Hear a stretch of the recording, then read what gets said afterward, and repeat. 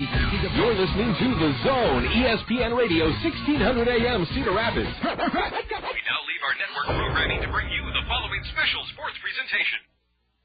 The history, the tradition, the fun of Kernels baseball. It's time for exciting live coverage of Kernels baseball, right here on the Kernels Radio Network. Now, the voice of the Kernels. In his 11th season, here's John Rogers. And what a great day we have for baseball. 75 degrees, a crowd of over 3,500 expected to see the Kernels conclude an 8-game homestand that hasn't been kind to the ball club. The Kernels have dropped 5 of 7 on the homestand and have slipped into 5th place in the 8-team Western Division standings behind our opponents this afternoon, the Kane County Cougars. They are on the opposite end of the spectrum. The Cougars soared to their 6th straight win last night here, 6-4, after striking for 4 runs in the first inning off Kernel starter Moose Mosbach. The Cougars weathered a couple of Kernel rallies down the stretch and hung on 6-4. It's our pleasure, as we do during every Kernel homestand, to welcome Hall of Fame sportscaster, broadcaster Bob Brooks. And Bob is with us, stepping to the plate. Brooks at Bat is the name of the South Slope Communications Triple Play Show. And Bob, I thought something unique that you could talk about this morning. Oh, there you go, Bob. That's a lot better now. Bob, I thought something that was really unique that Jack Rader sprung on me yesterday that I'm very excited about, and we can talk about the phenomenon of baseball and television as history goes. But let's get to Friday night. From what I heard, you and Rob, your son, will be in Davenport to do a live minor league Midwest League Class A game on television, and our viewers here in Cedar Rapids, from what Jack said, will be able to watch the game. That's the rumor. That is neat. Yeah, I think I'm going to be roving in the stands, as a matter of fact.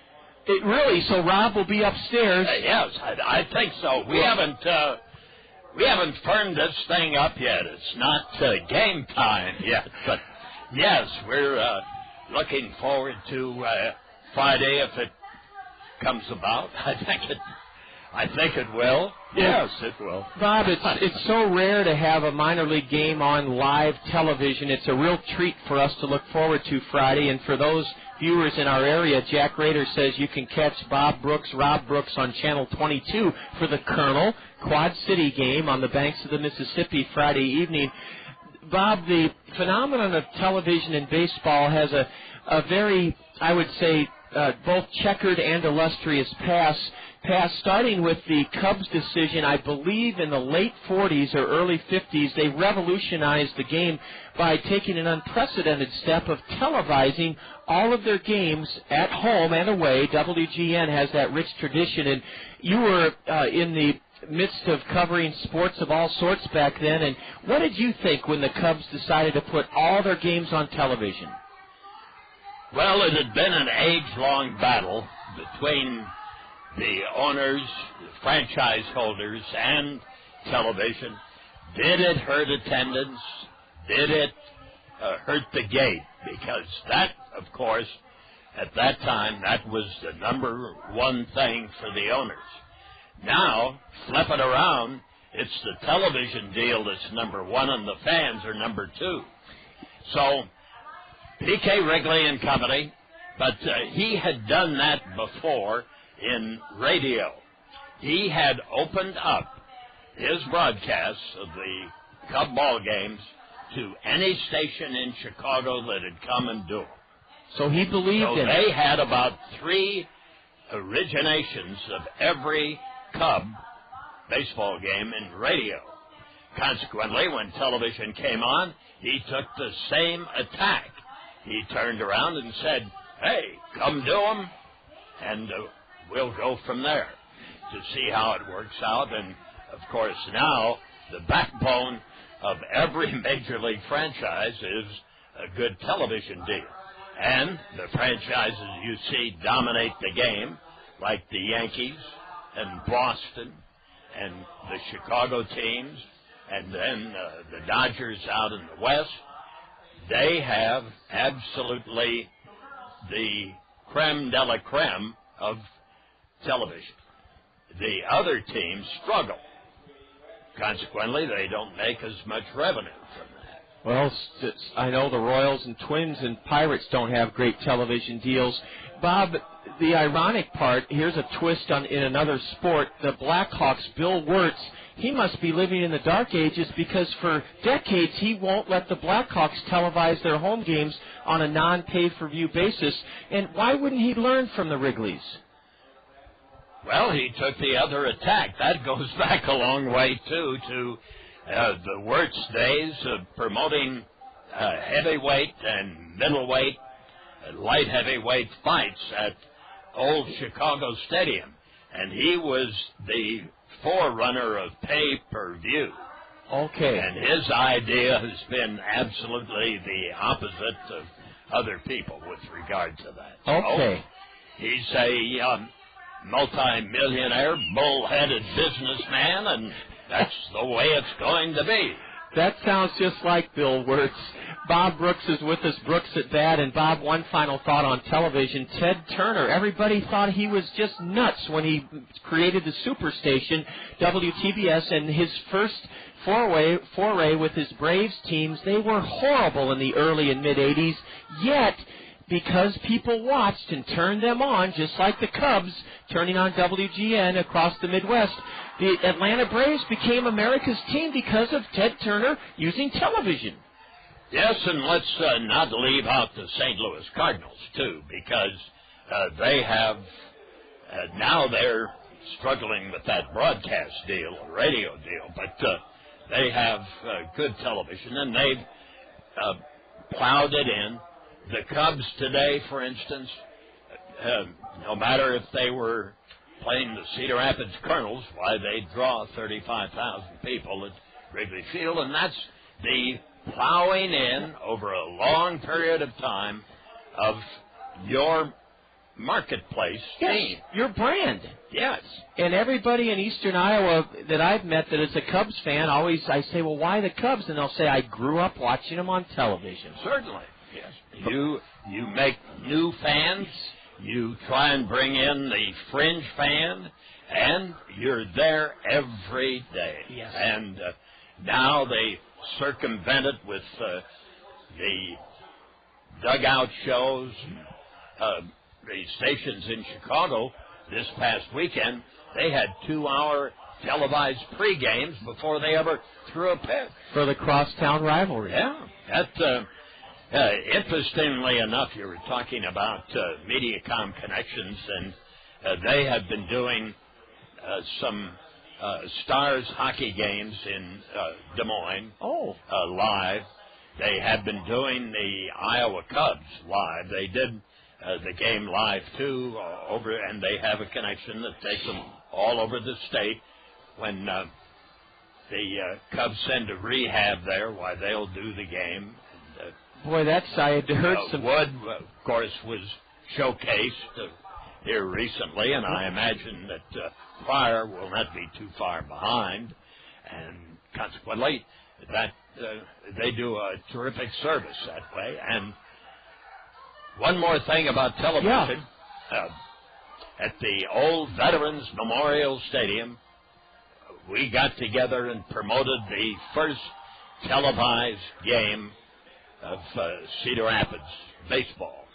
Now, what, Bob, that was on Channel 9. Wow. Was it probably in the 60s or 70s? It was a great experience. And probably a great accomplishment with the equipment that was not as modern as it is now. What do you mean, equipment? You had one camera. Oh, no. We had, I think we had two. Mm-hmm. We might have rented a third. Man.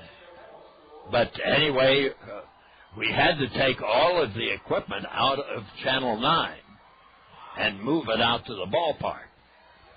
Consequently, they did the evening news from the women's locker room or whatever. Yeah. What a remarkable accomplishment. We ran the whole day's programming, live television programming from the ballpark on a Sunday. And it was an afternoon game, and we used one camera was in the back of a flatbed truck. Boy, that is something, and I'm glad Bob... It was in black and white. Well, sure. I'm glad that we've opened this subject because Bob and his son Rob will bring you the Kernel game live Friday evening on Channel 22 from John O'Donnell Stadium. A break on the South Slope Communications Triple Play Show. We'll have a noon ball game for you. It's a marvelous day. Lots of business folk and kids are here. Scott Unash will be alongside in a little bit. Right now, it's Bob Brooks at bat, and we'll finish things up and get Bob's thought on the Minnesota situation with the legislature approving funds for a new Twin Stadium. We'll finish with that topic when we return in just a moment here on the Kernel Radio Network. Service second to none, South Slope Cooperative. We're here for your communication needs, internet service, telephone, and TV.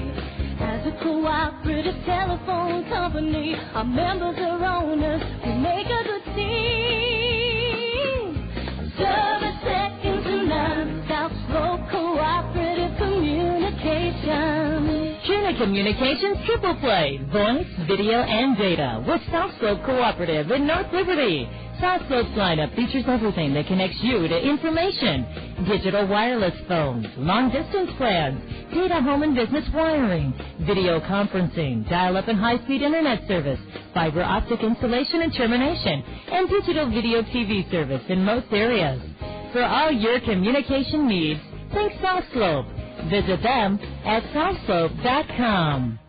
With Hall of Fame sportscaster John Rogers, I'm with Bob Brooks at bat this morning, and we're getting set for the series finale. The Kernels trying to knock off the Cougars, who lead the West for the first time in this series. Kane County is hot. They've won the first 3 against us, and they've won 6 straight. They're in first place in the West.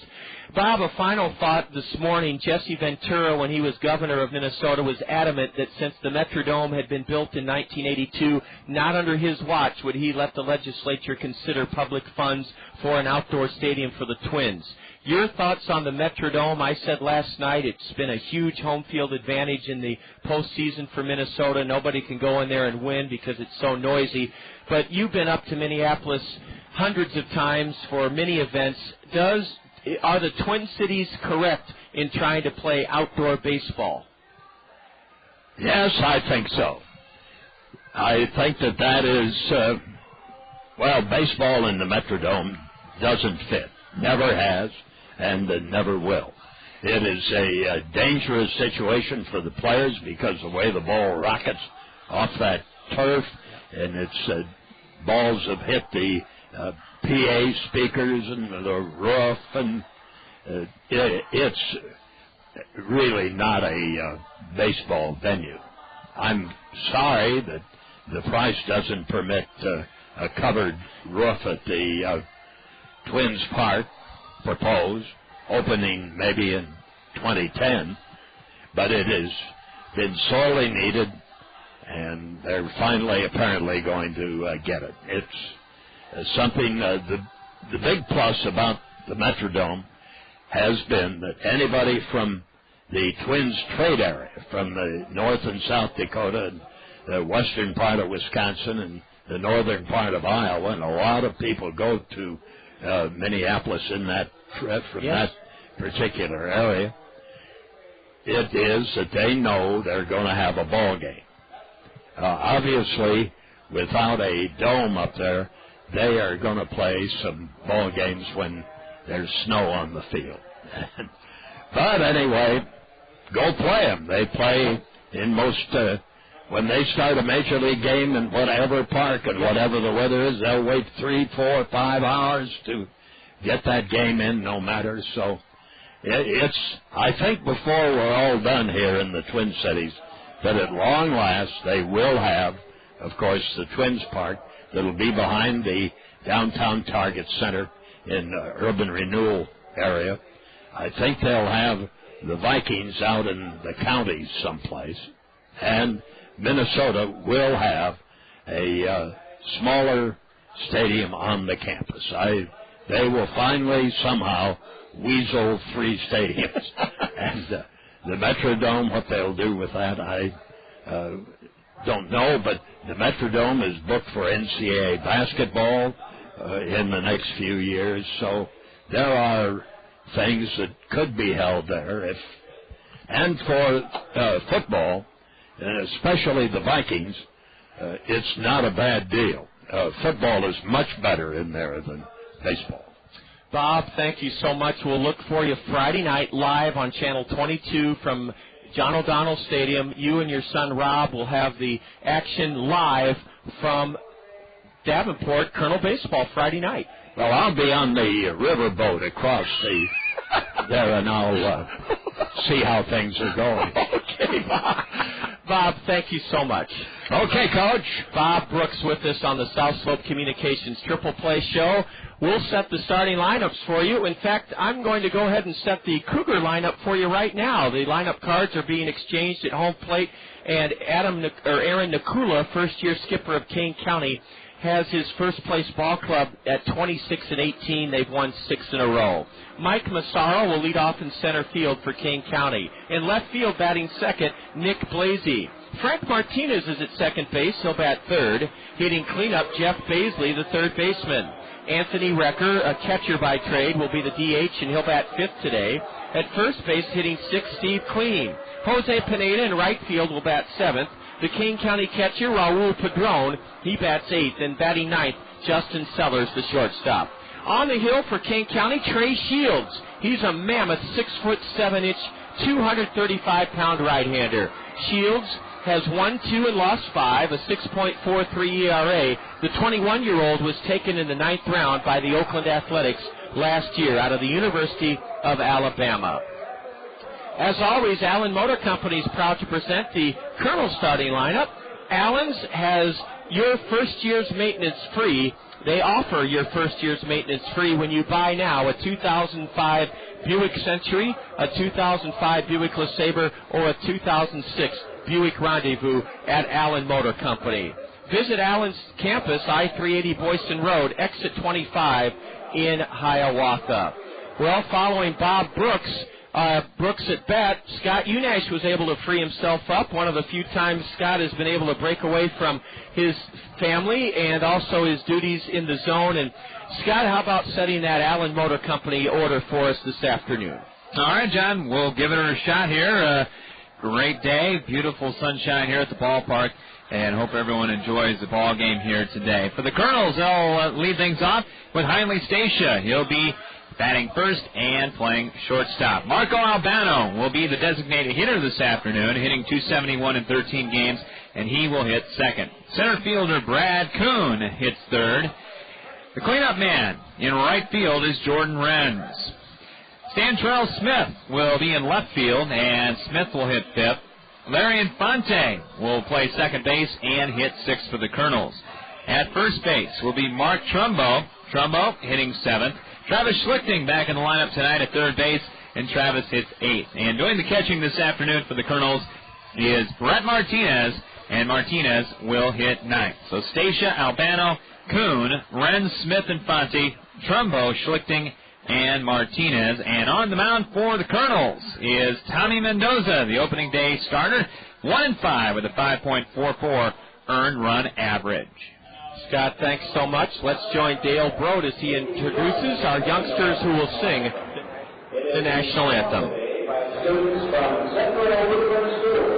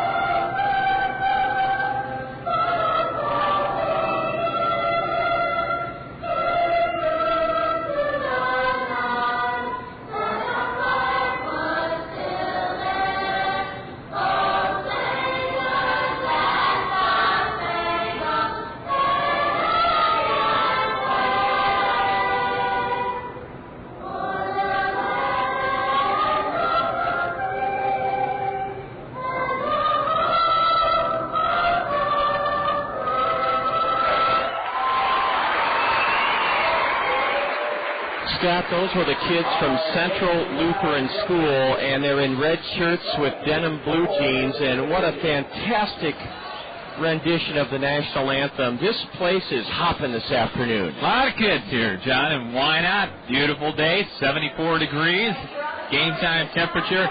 Can't beat it.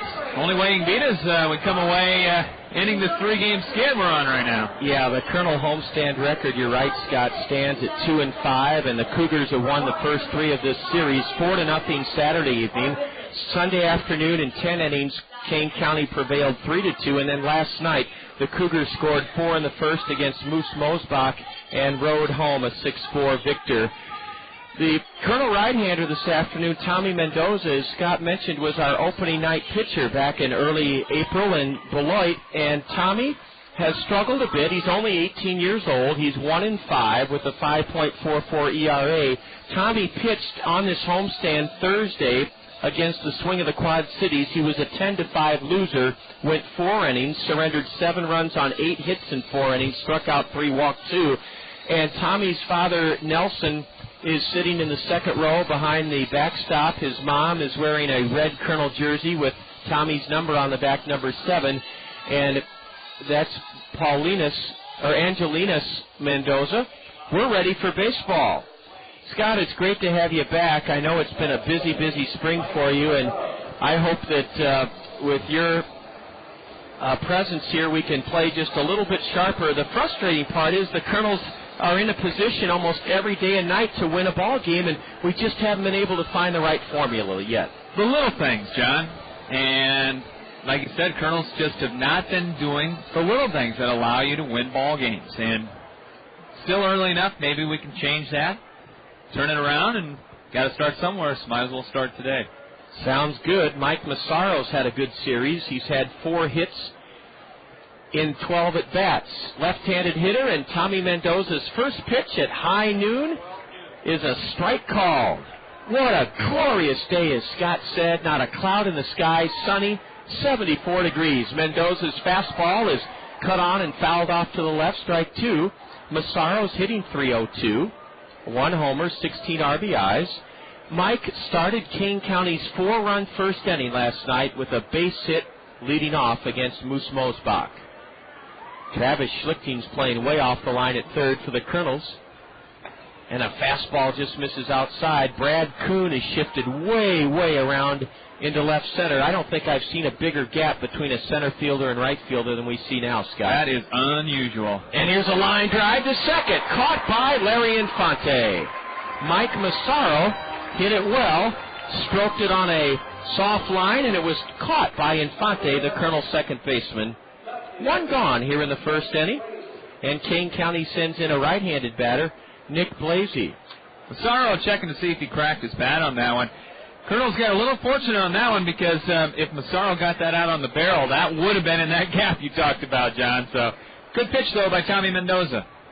Nick Blasey 1 for 5 last night, singled and scored in the Cougar 4-run first. Blasey's a .256 hitter, and Tommy Mendoza gets ahead with a fastball on the outside edge of strike. Here's a high fly ball into left. Stantrell Smith a few steps to his left.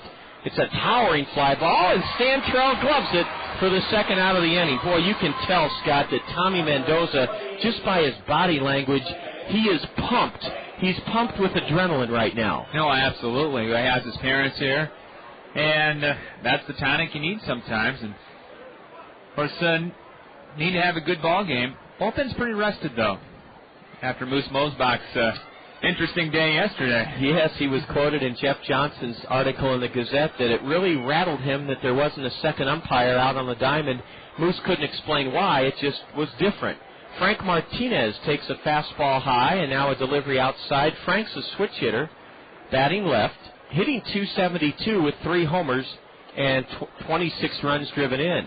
Mendoza delivers low, ball 3, and these are those little things that we have to start doing better. We can't walk a guy with 2 out. Let's see if Tommy can come back and throw a strike to Martinez. He does. A fastball on the outside corner. Frank Martinez at the plate. We're just underway. A pretty substantial breeze blowing from right to left. And a ground ball to first. Trumbo has it. Underhands to the Colonel pitcher for the out. Tommy Mendoza with a terrific start against a Kane County team that has won 6 straight, including the first 3 in this series. Tommy retires the Cougars, the Western Division leading Kane County Cougars, in order in the top of the first inning. And after 1/2 inning, Scott Unash, John Rogers, Colonel Broadcast Assistant, will be joining Scott Levita Hill during the middle innings. Kane County nothing, the Kernels coming to bat. You're enjoying Kernel Baseball on the Kernel Radio Network.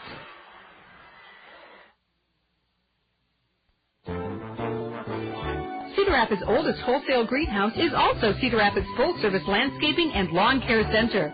Cedar Rapids Greenhouses has been serving eastern Iowans for 50 years at the corner of Johnson Avenue and Edgewood Road, behind Guppy's on the Go. Cedar Rapids Greenhouses has a full line of trees and shrubs like magnolias, maples, and lilacs. And for a limited time, buy any potted tree and Cedar Rapids Greenhouses will deliver and plant it free. If you're searching for the right beautification project, let the trained landscape designers at Cedar Rapids Greenhouses help you create a unique plan for your home. From retaining walls to ponds, waterfalls, and fountains, they'll work within your budget and taste, and they do free estimates. Lawn care featuring mowing, fertilization, seeding, sodding, aeration, dethatching, maintenance, and cleanup are all done with care and precision. For the highest quality and low prices, see the difference at Cedar Rapids Greenhouses, Eastern Iowa's full-service landscapers at the corner of Johnson Avenue and Edgewood Road. Hi, I'm Phil Andrews, your local Pekin insurance agent at Andrews Insurance in Cedar Rapids. I'd like to introduce you to an easy-to-understand, affordable life insurance plan with great benefits. It's simplified issue whole life from Pekin Insurance. The plan requires no medical exam, has guaranteed rates for life, and a guaranteed cash value. Life insurance made simple and affordable from Pekin Insurance. To learn more, contact me, Phil Andrews, at Andrews Insurance. 6'7" right-hander Trey Shields making his 10th start of the year on the hill for Kane County. And Scott, his record doesn't mean much because every Cougar pitcher we've faced in this series has had an ERA above 5 or 6, yet they pitched well against us. Yeah, and this one's 6.43 coming in, a 2-5 record for Trey Shields. And last time out, he pitched last Thursday. And at home against Wisconsin, got shelled pretty good. In fact, left that game only after pitching 1 inning. Yes, he fell into disfavor with Gavin Alston, the Cougar pitching coach, and a strike is in to Heinley Stacia. So he only went 1 inning. As you mentioned, Scott, last Thursday at home against the Timber Rattlers, gave up 3 runs on 2 hits, struck out none, walked 1. Ball 1 is up and away to the Colonel leadoff batter. Apparently what happened is one of the Timber Rattlers squared to bunt on him, and Shields didn't like that and yelled into him, "You so-and-so, don't try to bunt off me." And Gavin Alston thought that was inappropriate so early in the game. Well, it was. Yes. To be brutally honest. That's right. You can bunt any time. Although, it's one of those unwritten baseball rules. If you're up or down, by 10 or so. Well, sure. You're not going to bunt. Here's a line drive into the right center field gap. Extra bases for Heinley. Over to get it is the center fielder, Mike Mazzaro. He gets it back in, and Heinley Stacia pulls into second with a leadoff stand-up double, his 12th of the year. Well, that pitch was an off-speed pitch, John, that Shields left way up in the zone. And Stacia didn't hit it particularly hard, but he hit it in a good spot. Into the right center field gap for a leadoff double. No score here in the bottom of the first. Here's Marco Albano. He's serving as the DH this afternoon. Shields overall is 2-5, 42 innings pitched, and he's given up 53 hits. For such a big guy, in 42 innings, he's only struck out 24. So he's not a power pitcher, at least at this point in his career. Shields is a 9th-round pick by the Athletics out of the University of Alabama. A's have always loved those big, tall pitchers. And you go back through the history, even before Billy Bean got there, A's have always had big pitchers. Bob Welsh, Steve McCaddy, Brian Kingman. Here's a little number foul up the third baseline. And Joe Blanton's a pretty big guy, Scott. Yeah. They had that rotation back when Billy Martin was the manager, that short-lived period where Martin, a lot of people said that Billy blew out the arms of all those youngsters by pitching them 7-8 innings. And Billy stands by that one of those brilliant right-handers was Mike Norris. Remember that, Scott? Absolutely. Steve McCaddy. The 0-1 to Albano, trying to get Stacia to third. Marco bunts through the pitch, missed it, strike 2. 0-2 to Albano. Marco in 13 games is batting .271. Right-handed hitter out of Boston College, no homers, 5 RBIs. Albano was 2 for 4 in the Colonel loss last night, had a 2-out RBI single in the second that put the Colonels on the board. Stacey's at second with nobody out. Let's see if Marco can still hit the ball on the ground to the right side of the Cougar infield. The big right-hander turns and steps off the rubber, looking kindly back to second. For Shields, they have him listed at 6'6", 225. I'd say he's bigger than that even. Yeah, he's got to be at least 6'9", and he weighs at least 250. Mammoth Man comes set below the belt. Ooh, a swing and a miss on the changeup, and Marco Albano unable to get Stacia from second to third, so it'll be up to Brad Kuhn or Jordan Wrench to pick up Marco Albano and drive home Stacia with a base hit. Yeah, Marco was fooled on that one, and another pitch of Shields left up in the zone, if you notice, though, John. Not going to have a very productive day if he's going to leave everything belt up today, especially with the wind blowing out a little bit to left. Yes, it is actually, Scott, you're right, blowing out from the Colonel first base dugout towards the center field wall.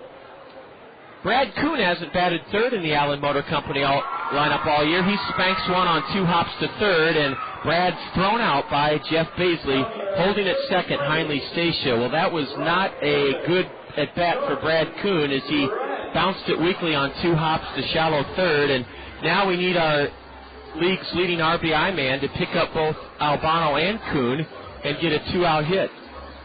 Yeah, Jordan Wrenz has really picked up his offense this year. That's great to see. Jordan, nothing for 3 last night, but he drew a walk and was hit by a pitch. He's batting .285, a team-high 9 homers, a league-high 36 RBIs, right-handed batter, and a fastball nipsy inside edge, strike 1 from Trey Shields to Jordan Wrenz. Shields doesn't throw particularly hard for a big guy. He's about mid-80s, right around there. Most of the crowd today in shirt sleeves and shorts. Why not? That's right, it's 76 degrees. Now the right-hander steps off. Jordan Wrenz, 22-year-old 4th-round pick of the Angels back in 2002. As Scott said, he's really improved his second year as a Colonel. Breaking pitch, there's a deep drive to left. Way back, and it's over the Randy Keel Humphrey's Picnic Pavilion. 2-0 Colonels.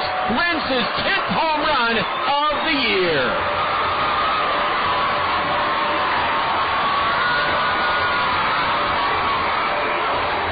Crowd loves it, John. Ball went, as you mentioned, over the pavilion, out on the 8th Avenue. Crowd up there trying to get it back. I don't know who's got it out there, but they're trying to get it back somehow. But we talked about Shields was leaving everything up, and that was another high fastball with not a lot on it, and Jordan Wrenz just pummeled it. As Stantrell Smith steps in, the folks at the Haycap Food Reservoir are cheering just as loud as the crowd here. That's because PRC, the former Access Direct, donates $25 for every Colonel home run slugged this year to the Haycap Food Reservoir. It's PRC's Home Runs for the Hungry campaign. Jordan Wrenz adding to the Colonel home run total. It's now 27, and that means PRC's Community Care has now ponied up gladly $675 to help feed the hungry in our community in their marvelous Home Runs for the Hungry campaign. Stantrell Smith dribbles a pitch foul, just foul, 5 feet up the third baseline. Strike 1 on the Colonel right-handed batter, Stantrell Smith. 2-0 Colonels here in the first. Smith pumps the 0-1 pitch foul right up above us and down below. Kids are going to get that one. Everybody's having fun here today, including TV9 Sports Director John Campbell. Yeah, you know what? You think people don't talk in this league? Kernels have had 2 guys attempt to bunt here in the first inning against Shields. That's right. Here's a slider and a swing and a miss by Stantrell to end the inning. But the Kernels strike for a pair in the first. A Stacia double and a 2-out blast by Renz, his 10th home run of the year. 2 runs, 2 hits. There were no Cougar errors, and the Kernels leave the bases empty. We go to the top of the second. The Kernels are trying to snap a Cougar 6-game winning streak and lead Kane County after 1, 2-0. You're enjoying Kernel Baseball on the Kernel Radio Network. Get ready for summer and beat high gas prices with a pre-owned vehicle from Randy Keel Honda. Their inventory is jam-packed with fuel-efficient vehicles designed to save you money. Get an economical sedan for your daily commute, or indulge your sporty side with a high-performance coupe. Randy Keel Honda carries a large selection of Honda certified pre-owned vehicles, backed by a 12-month, 12,000-mile comprehensive warranty and 7-year, 100,000-mile powertrain warranty. Need to haul the entire family? For a limited time, you can get special financing on Honda certified pre-owned Odyssey. Whatever your driving needs, Randy Keel Honda has the vehicle for you. Visit Randy Keel Honda on Centerpoint Road Northeast or online at randykeel.com. Randy Keel Honda, where they treat you right. Hy-Vee, the most respected and recognized brand name in our entire great state. Your Cedar Rapids and Marion Hy-Vees value the vital role professional baseball plays in our community's fabric. Our treasured tradition of affordable, wholesome entertainment that brings families, friends, work colleagues, and customers together for lifelong memories. Your Cedar Rapids and Marion Hy-Vees are proud to support the best thing going in eastern Iowa, the wonder of Kernels baseball. With 4-time Iowa Sportscaster of the Year Scott Unash, John Rogers on this lovely, lovely Tuesday afternoon as Tommy Mendoza brings in a fastball in the dirt, ball 1 to Jeff Baisley, the cleanup man. Well, Scott, you said this was the place to be today, and that includes a very high-profile figure in the state of Iowa. Absolutely. Bob Bowlesby, Iowa Athletic Director, at least for about a few more weeks anyway. He is in attendance here today. He's wearing a navy blazer and a sports shirt. 1-1 to Baisley. Jeff corks it up the middle. There's Heinley Stacia gloving it and gliding to his left, throwing the batter out. Man, Heinley Stacia continues to play superbly at shortstop for the Kernels this year. Yeah, has done a great job. And really the Kernel infield as a whole has done a good job as far as throwing the leather around. You take a look around the league and you see double figures on errors attached to a lot of names, but not on this Kernel infield. 4 in a row set down by the Kernel 18-year-old Tommy Mendoza. 2-0 Kernels here in the second, and a pitch clocked at 91 miles an hour on the Bank Iowa speed pitch indicator. The lower panel of the scoreboard in right center indicates Anthony Recker taking a 91-mile-an-hour fastball at the knees for a strike called. Anthony bounces one in a sharp fielding play by Mendoza, who trots halfway to first and underhands it to Mark Trumbo. Anthony Recker you talk about good defense, Scott. Sometimes it starts with the guy closest to the plate. Absolutely. That was a great play by Mendoza because that was a sharp one-hopper. And Tommy's got his good stuff, it looks like, today. Got a good slider. He, just by his body language, looks like he wants the Kernels to get on his back as an 18-year-old and say, enough, guys. I'm going to pitch a great game, and you get me some runs. Scott will be taking a look at action from around the Los Angeles organization from last night in just a little bit. And unfortunately, Scott, our big club continues to just be in a terrible tailspin. Yeah, and there's a lot of talk starting to come out of Southern California about what the Angels may do. They're not out of it by any means. The American League West, Oakland, I think right now, your leader in that division, along with Texas. And no one's running away with it, but Angels got a lot of high-priced older guys, if you will. It's 2-1 to the right-handed hitting Steve Kane, and he rips it into right center, on to left center, on the run. Brad Kuhn gallops over and lassos it in. Steve Kane, who's been a thorn in our side in this series, the right-handed batter, ripped one into left center, and on the run, Brad Kuhn made a good catch, moving to his right, and that ends the Cougars' second inning. Down in order go Kane County for the second inning in a row. Scott will have the details on what's going on in the Angel organization on Halo happenings when the Kernels bat in the home half of the second. Down in order go the Cougars. You're listening to Kernel Baseball on the Kernel Radio Network. Smelly cat, smelly cat. What are they saying to you? What are you playing, Nigel? Well, I was just trading places with Phoebe from Friends. She's so funny. She's wicked. Cool. You know, Sierra Mist and TBS had their Trade Places with the Funniest Faces sweepstakes, where you could really trade places with your favorite characters and win the ultimate sitcom getaway. Yeah, just go to TBS.com to enter. You could win the Friends Ross and Rachel honeymoon trip to Vegas. There's also a trip to see where the Seinfeld gang hung out in New York City. Or an Everybody Loves Raymond trip to a golf resort in California. The Trade Places with the Funniest Faces sweepstakes. Just watch Friends on TBS and enter at TBS.com. Brought to you by Sierra Mist. It's that refreshing. No purchase necessary. Internet access required. Subject to official rules at TBS.com. Open to legal residents of the continental U.S. 18 or older. Void where prohibited. Ends 5/16/06. Service second to none. South Slope Cooperative. We're here for your communication needs. Internet service, telephone, and TV. As a cooperative telephone company, our members are owners. We make a good team. Service second to none. South Slope Cooperative Communications.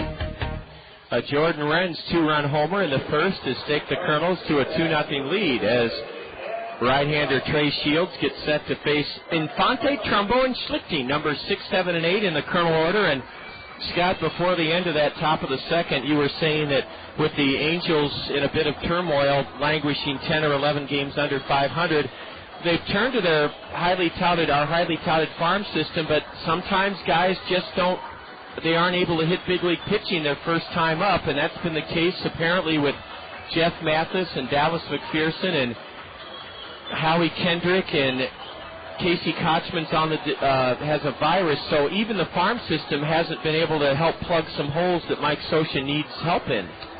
Yeah, there's a lot of talk about what the Angels are going to do. They lost again last night in Arlington, 3-2, as Michael Young drove in the go-ahead run in the seventh and was 3 for 3 as the Rangers beat the Angels 3-2. Angels they got swept over the weekend in the Freeway Series by the Dodgers. They're 17-28 right now. Certainly not out of it by any stretch of the imagination, but you got guys like Figgins, you got guys like Erstad. Guerrero probably not going to go because nobody is going to be able to pick up his salary or anything like that, but certainly Figgins, Kennedy, Erstad, people like that, if the Angels stay down there, they're going to have to start making decisions on these guys. Garrett Anderson's been such a jewel of consistency the last 12 or 15 years, and boy, the offense has just tailed off. We'll get to details in a moment as Larry Infante swings at a changeup and misses, now tips a changeup foul, and it's strike 2 to the left-handed batter who's been hot in this series. Larry doubled and scored in the second last night, was 1 for 4, drove in both Kernel runs in the Sunday afternoon 10-inning loss, was 3 for 3. Larry has his average up to 190. Left-handed hitter out of Venezuela, does not wear batting gloves, and ball one up and away to Trey Shields. The AAA team is well stocked with some of those guys we mentioned, Scott, including Nick Gourneau and Jeff Mathis. Yeah, they both had good games. 2 hits apiece last night for the first place Salt Lake City Bees. And Jared Weaver, the big high-priced pitcher, pitched a complete game, 5-hit shutout as Salt Lake beat New Orleans 9-0 last night. We'll get to Double-A in a moment as Infante stays alive by lifting a pitch foul, and now Larry rolls the 1-2 foul towards the Kernel first base dugout. Arkansas, they're scuffling a little bit, 15-28. They lost last night to Frisco. That's not Frisco Burger, by the way. Matt Pauley drove in the only run for the Travelers last night. A changeup from the 6'7" right-hander drifts high and away. 2-2 to Infante. Great to hear that former Colonel Matt Pauley is up in Double-A. Yep. He was in his second year at Rancho Cucamonga. Changeup, and it's ripped fair over the leaping head of the first baseman, Steve Kane, into the right field corner. Jose Pineda digs it out. Larry Infante has his 5th hit of the series. Larry Infante cracked a double over the head of the leaping Steve Kane at first into the right field corner, and Larry Infante has come alive during this series with Kane County. That's his 5th hit. Another changeup up in the zone. And a good piece of hitting by Infante. Had a good at-bat, really. Up there chasing pitches off, fouling them off. Finally got one to his liking and just ripped it down the right field line. Mark Trumbo will now try to either drive Larry home or hit the ball to the right side of the Cougar infield.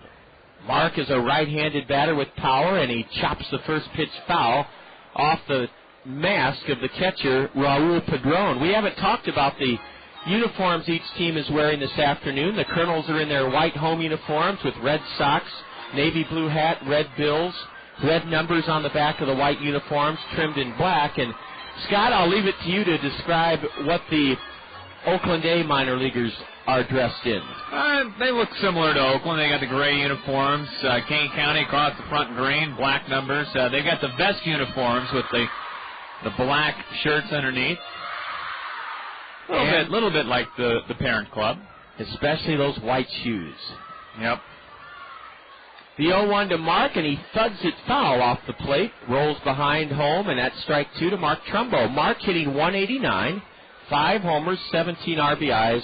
This is a guy, Scott, that the Kernels just have to be patient with, yet at the same time, we need him to pick it up a bit with the bat. Yeah, he's tried to go to right field a couple times, being a team player, try to get that runner over.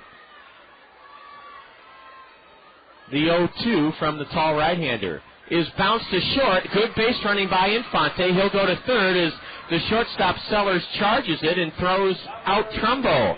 That was what they call, Scott, a very good read by Larry Infante. Trumbo hit it very softly to shallow short. Yep, and teammates are going to give Mark a good glad hand as he gets back to the dugout. Got his job done. That is to move that runner over to third base with one out.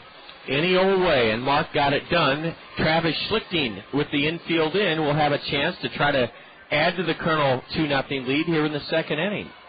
Travis is batting .232, 3 homers, 8 RBIs, and he corks it into left center. That's a base hit. Into left center it goes. Infante scores. Schlichting digging for second. He makes it standing up with an RBI double, and it's 3-0 Colonels here in the second inning. 4th extra base hit, 3rd double already, in just a little bit over an inning against Trey Shields, and right now the Kernels are just teeing off. We haven't had a lead against the Cougars. Well, let me check Sunday's game. Sunday, we led 2-0 until the 6th inning, so this is just the second time we've led the Cougars in this series. 3-0, runner at second. Brett Martinez takes a strike called. The curve's been the best pitch for Trey Shields. And hasn't thrown it a whole lot, really, John. Like you said, well, here comes the catcher following the dirt path carved between the mound and the dirt batting circle. Raul Padron meets the right-hander at the base of the hill and has a few words with him. I'm sorry, John. No, go ahead, Scott. I was going to say, you talked about the white shoes. Yes. That's a Oakland Athletics staple all through their organization. And they're in Chicago playing the Sox right now. And we were watching that game. My wife asked, why do they wear the white shoes? It looks like the 80s. Your wife's got a good point. Martinez dribbles it foul behind home plate. Just another one of the really hundreds of innovations that Charlie Finley brought to the game with the bright gold and green. I thought one of the coolest things Finley ever did was in the 60s, the late 60s, his staff, Martinez on an 0-2 pitch, a curve, and he lifts it foul over the backstop. The A's would wear green caps, but the staff would wear white caps. Yep. Kind of like a military rank system, Scott. I like that. Yeah.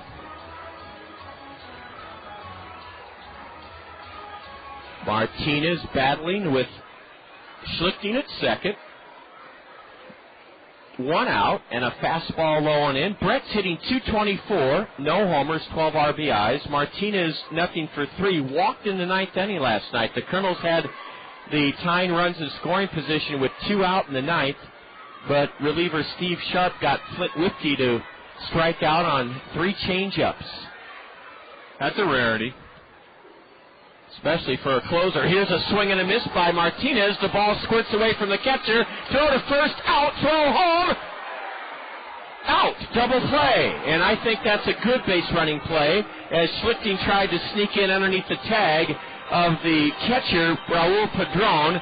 Scott will help me recap it. First of all, Martinez struck out Scott. The ball squirted about 15 feet behind home plate, and then pick up what Martinez did. Well, Martinez went to first, of course, when the ball got away from the catcher, Padron. Raul threw down to first base, got Schlichting in Martinez in plenty of time.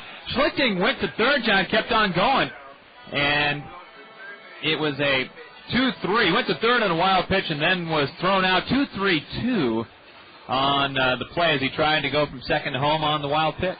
So it is a strike him out, throw him out double play with a wild pitch mixed in. Don't see that very often. A lot of our base running plays, you don't see that often. The Kernels score another run, and in the second on 2 hits. There were no Cougar errors, and the Kernels leave nobody aboard. The Kernels and Tommy Mendoza off to a solid start this afternoon. As we go to the top of the third, it's the Kernels 3, Kane County nothing. You're tuned to Kernel Baseball on the Kernel Radio Network. Reading stimulates a child's imagination, increases their mastery of subject matter, improves their spelling and vocabulary, and opens up new worlds of discovery. That's why Toyota Financial Services, the Gazette, and the Kernels are teaming up to encourage elementary students throughout the community to read. Kernels players will visit 38 elementary schools this spring to talk with students about the benefits of reading. Girls and boys will then be rewarded with nifty prizes for achieving reading milestones. Toyota Financial Services, the Gazette, and the Kernels, proud to stand behind our community's youth through reading. Next up, a musical taste of Dr. Pepper. It's a new spin on an old vibe from me to you. A tasty sip of Dr. Pepper for your ears, and it starts like this. I'm a pepper, he's a pepper, she's a pepper, we're a pepper, wouldn't you like to be? Now that's cool, but pepper is a little better. So let's slide in a taste of this. I'm a pepper, Right on. But there's still more to it. I mean, there's nothing like it, because every sip is a chicken mashup of 23 different flavors. So for the true taste of Dr. Pepper, we dial it up even more. I'm a pepper. You know it.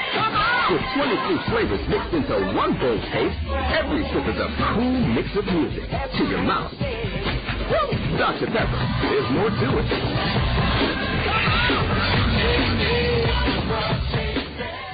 Jose Pineda opens up the Cougar third with a home run cut, and he missed. He fouled one back, and now he takes ball 2 in the dirt. 2-2 to Jose Pineda.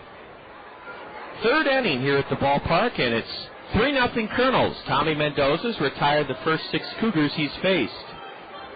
Pineda, a right-handed batter with a straightaway stance, batting .242, and he launches the 2-2 pitch down the right field line foul. Mark Trumbo chases with that wind blowing, but it's well up into the Papa John's Plaza, the bleacher section down the right field line. Heavily populated today with all the kids. Got a great crowd on hand, John. Might be the biggest of the year. I think it will be. Well over 3,000, maybe over 3,500. Pineda, 0 for 4 last night. Jose batting .242 with 4 homers, 15 RBIs, and he smacks the pitch foul straight back. Well, Scott, how did our former Kernels in Rancho Cucamonga fare last night? Well, it was Rancho beating High Desert 9-6 in the Cal League last night. Drew Toussaint belted 2 home runs, and Nate Sutton also had a home run last night. Great. Ball 3 just downstairs to Pineda. Jose played with Kane County last year in 76 games and hit .255. The payoff pitch, and it's fouled off to the right. Tommy Mendoza is just bringing in gas and challenging the Cougar hitters, and he hasn't mixed in too many off-speed pitches or change-ups or curveballs yet, Scott. Not really. He's just spotting the ball very well. especially on that inner part of the plate so far. Tommy holds his hands high up in front of his face, rocks back, and the payoff pitch to Pineda. Just missed high and inside. That's ball 4. Well, wait a minute. Yeah, it was ball 4. We're all wondering. Pineda stood there and stepped out. Now he's taking off the protective shield he wears on his front left ankle, and he trots to first base. Well, that's not and we've talked about this before with the players from the Central America region, that they don't want to walk. We asked Bobby, or a fan asked Bobby Magianis about that on a recent South Slope Communications Friday night show, Scott, and the quote from the fan was that a scout had told him you can't walk off the island. Meaning, if you're from Puerto Rico or the Dominican Republic, that to catch a scout's eye, you have to swing the bat. Or have a good glove. Or both. You mentioned Vladimir Guerrero, and he's probably the most notoriously bad ball hitter in baseball now. Yep. Been some good ones over the years, but I think you're right. Probably Guerrero rarely walks. Throw to first, and Pineda scampers back. The batter is the catcher, Raul Padron, left-handed hitter, open stance. Boy, Tommy Mendoza throws everything all out. You notice, Scott, even when he throws to first base? Why not? I mean, that's the way you play baseball. That's right. He doesn't have a show-me move or a leisurely toss. Every throw is designed, in Tommy's mind, to either pick the runner off or keep him closer to the bag. A lot of business folks here today. And as Scott noted earlier, so too is Bob Bowlesby.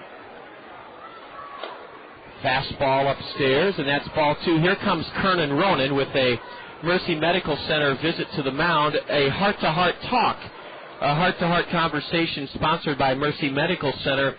Everyone probably says you have a wonderful heart. Mercy Medical Center can help keep it that way. Call Mercy for a heart-to-heart screening. It's quick, easy, and convenient, and it could save your life. This Mercy Medical Center heart-to-heart conversation between Kernan Ronan and Tommy Mendoza, I think Kernan's probably telling Tommy to slow down his lower half a little bit, Scott. Yeah, just a little bit.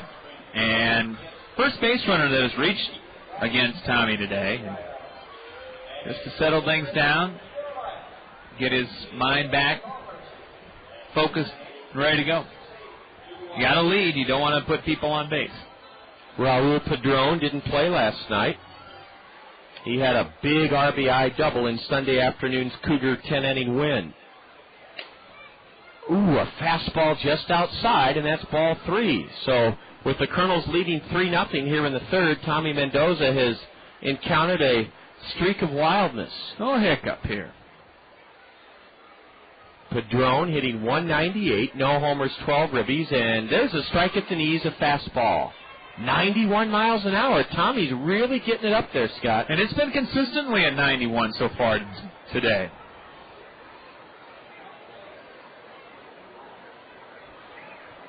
Schlichting playing way off the line at third. The outfield plays Raul slightly to hit the other way. Raul hits it high and deep to right. Back goes Renz, and Jordan on the warning track makes a one-handed grab and then makes a strong throw into the middle of the infield.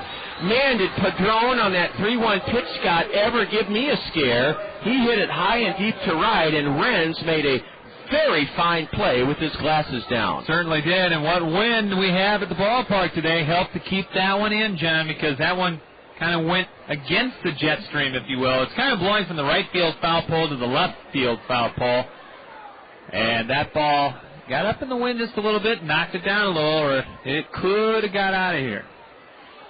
You mentioned the big crowd here today, Scott, and when Luvita Hill joins you for the middle 3, our broadcast assistant, she's going to have time to work in all the groups. We thought it would be fun to let everyone know who's here today, and there are a lot of people enjoying this ballgame as a group, including on the Randy Keel Confidence Picnic Pavilion in left, the Miller Mezzanine Terrace above the Colonel first base dugout, and there are, several dozen groups in the stands. 1 ball, 1 strike to Justin Sellers, right-handed hitting shortstop. Justin is built scrawny, but that's not a criticism. it just means he has some filling out to do. They list him at 5'10", 160, and he wears his gray road pants like they're baggy sweatpants. Yeah. Well, you know what? Yeah, he's kind of a throwback. Yeah. To the days of the Mark Belangers and people like that. Slightly built.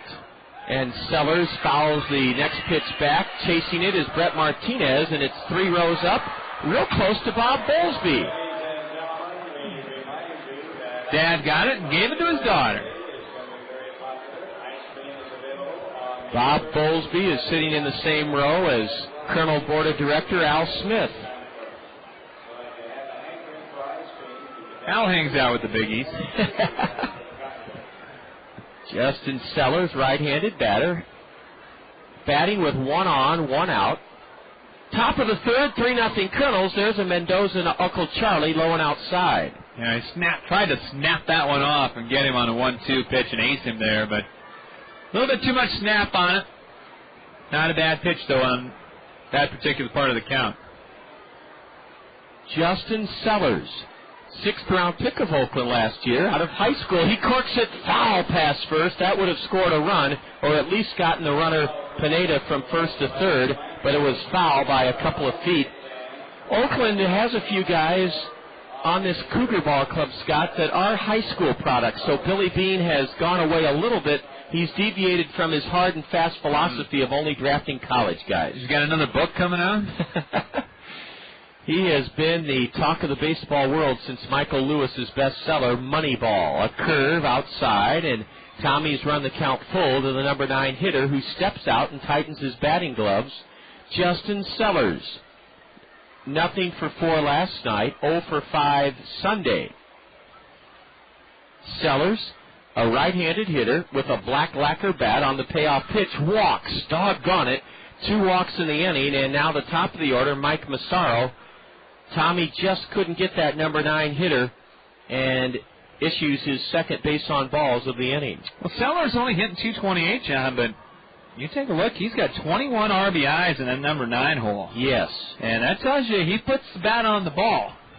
He's going to get some things done over there.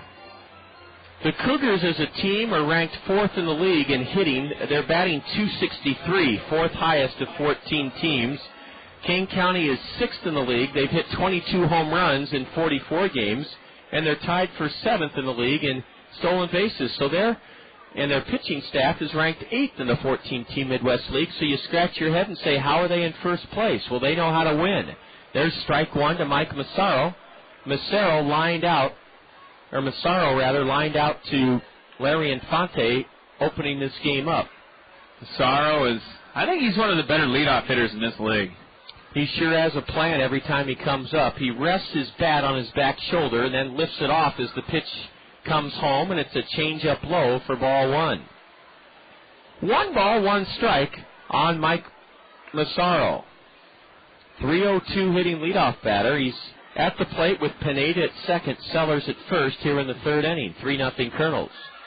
And a fastball outside. It's 2-1. Tommy, last couple of pitches might have just tried to overthrow a little bit. He's opening up a little bit, that shoulder, front left shoulder a little bit too much, causing that ball to go outside a little bit. But he'll make an adjustment on that, and I know Kernan's probably working with him on that as well. Let's hope for a double play, pop-up, or strikeout. Swing and a foul into the screen, and that evens the count 2-2. Aaron Nakula, the first-year skipper of these Cougars, is in an interesting spot coaching at third, Scott. Yeah, he's way down the line, and that's so that guy in second base can see you. Yeah, he's only a step and a half from the Cougar warning track material in front of their third base dugout. He is way down the line, as Scott said, towards home plate. Swing and a miss! Oh, a big strikeout for Tommy Mendoza, his first of the day. Mike Massaro, Scott, looked like that pitch kind of handcuffed him. Yeah, it fooled him. He was not looking for that pitch, and he got it, and just tried to foul it off, but swung right through it. 2 on, 2 out. Here's Nick Blasey, B-L-A-S-I. Big batter right here, John. Yes, it is. You want to prevent the Cougars from getting a 2-out hit, and you want to prevent them from burning you for those 2 walks.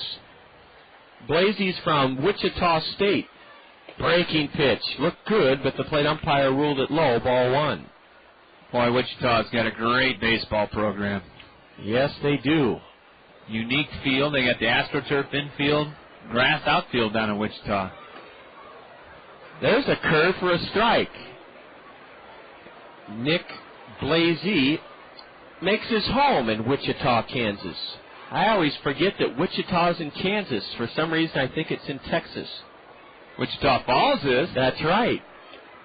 And as a former junior high geography teacher in Galesburg, Illinois, I should know that. Wichita, Kansas. Ball 2 outside to Nick Baisley. Stands straight away from the right side. Flew out to left in the first inning. A high pop foul over the first base grandstand roof, and it's 2-2 now. The deuces are wild. 2 balls, 2 strikes, 2 out, 2 on. 3-0 Kernels third inning. Kelly Shear, Colonel Lefty, who's to undergo Tommy John surgery within the next, I think few days, sitting down behind home plate with a wrap around his left elbow. Yeah, it's a shame for Kelly.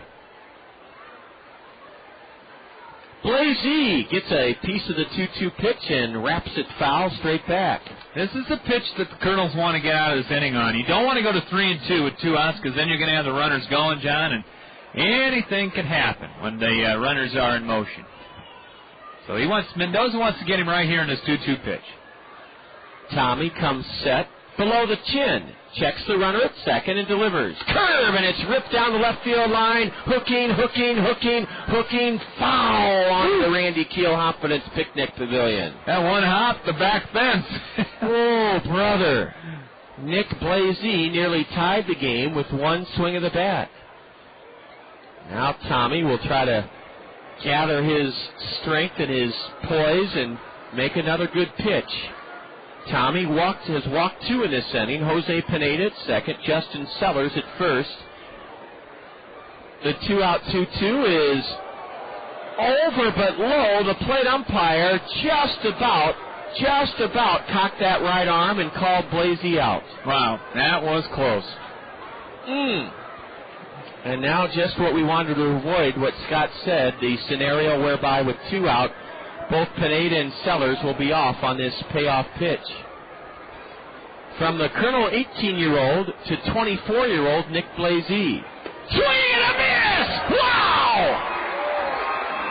Tommy Mendoza with a low sinking fastball gets Nick Baisley swinging to keep the Colonel lead intact here in the third inning. How about that, Scott? That was a great pitch. Put a little bit more on it on that one. In the third for Kane County, no runs, no hits, a walk. There were no Colonel errors, and the Cougars leave 2 aboard. They are first 2 stranded of the day. We go to the bottom of the third inning. Kernels lead the Cougars 3-0. This is Colonel Baseball on the Kernel Radio Network. Who's that cool cooking man? King of the grill, who's your patio?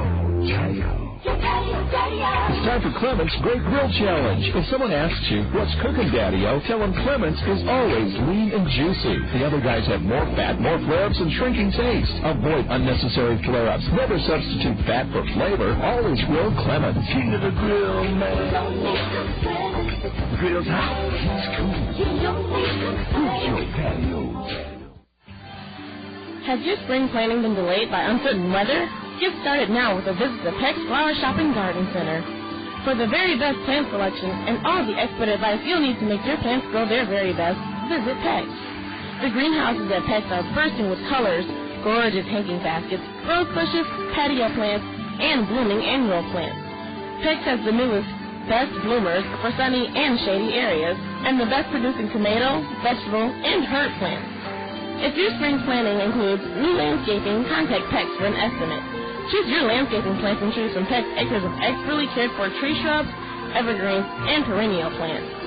Visit Peck's Flower Shopping Garden Center, where Peck's knowledgeable staff is ready to answer your plant and gardening questions. Peck's Flower Shopping Garden Center, celebrating 50 years of growing since 1956. Peck's at the corner of Blair Ferry and Edgewood Road, Northeast.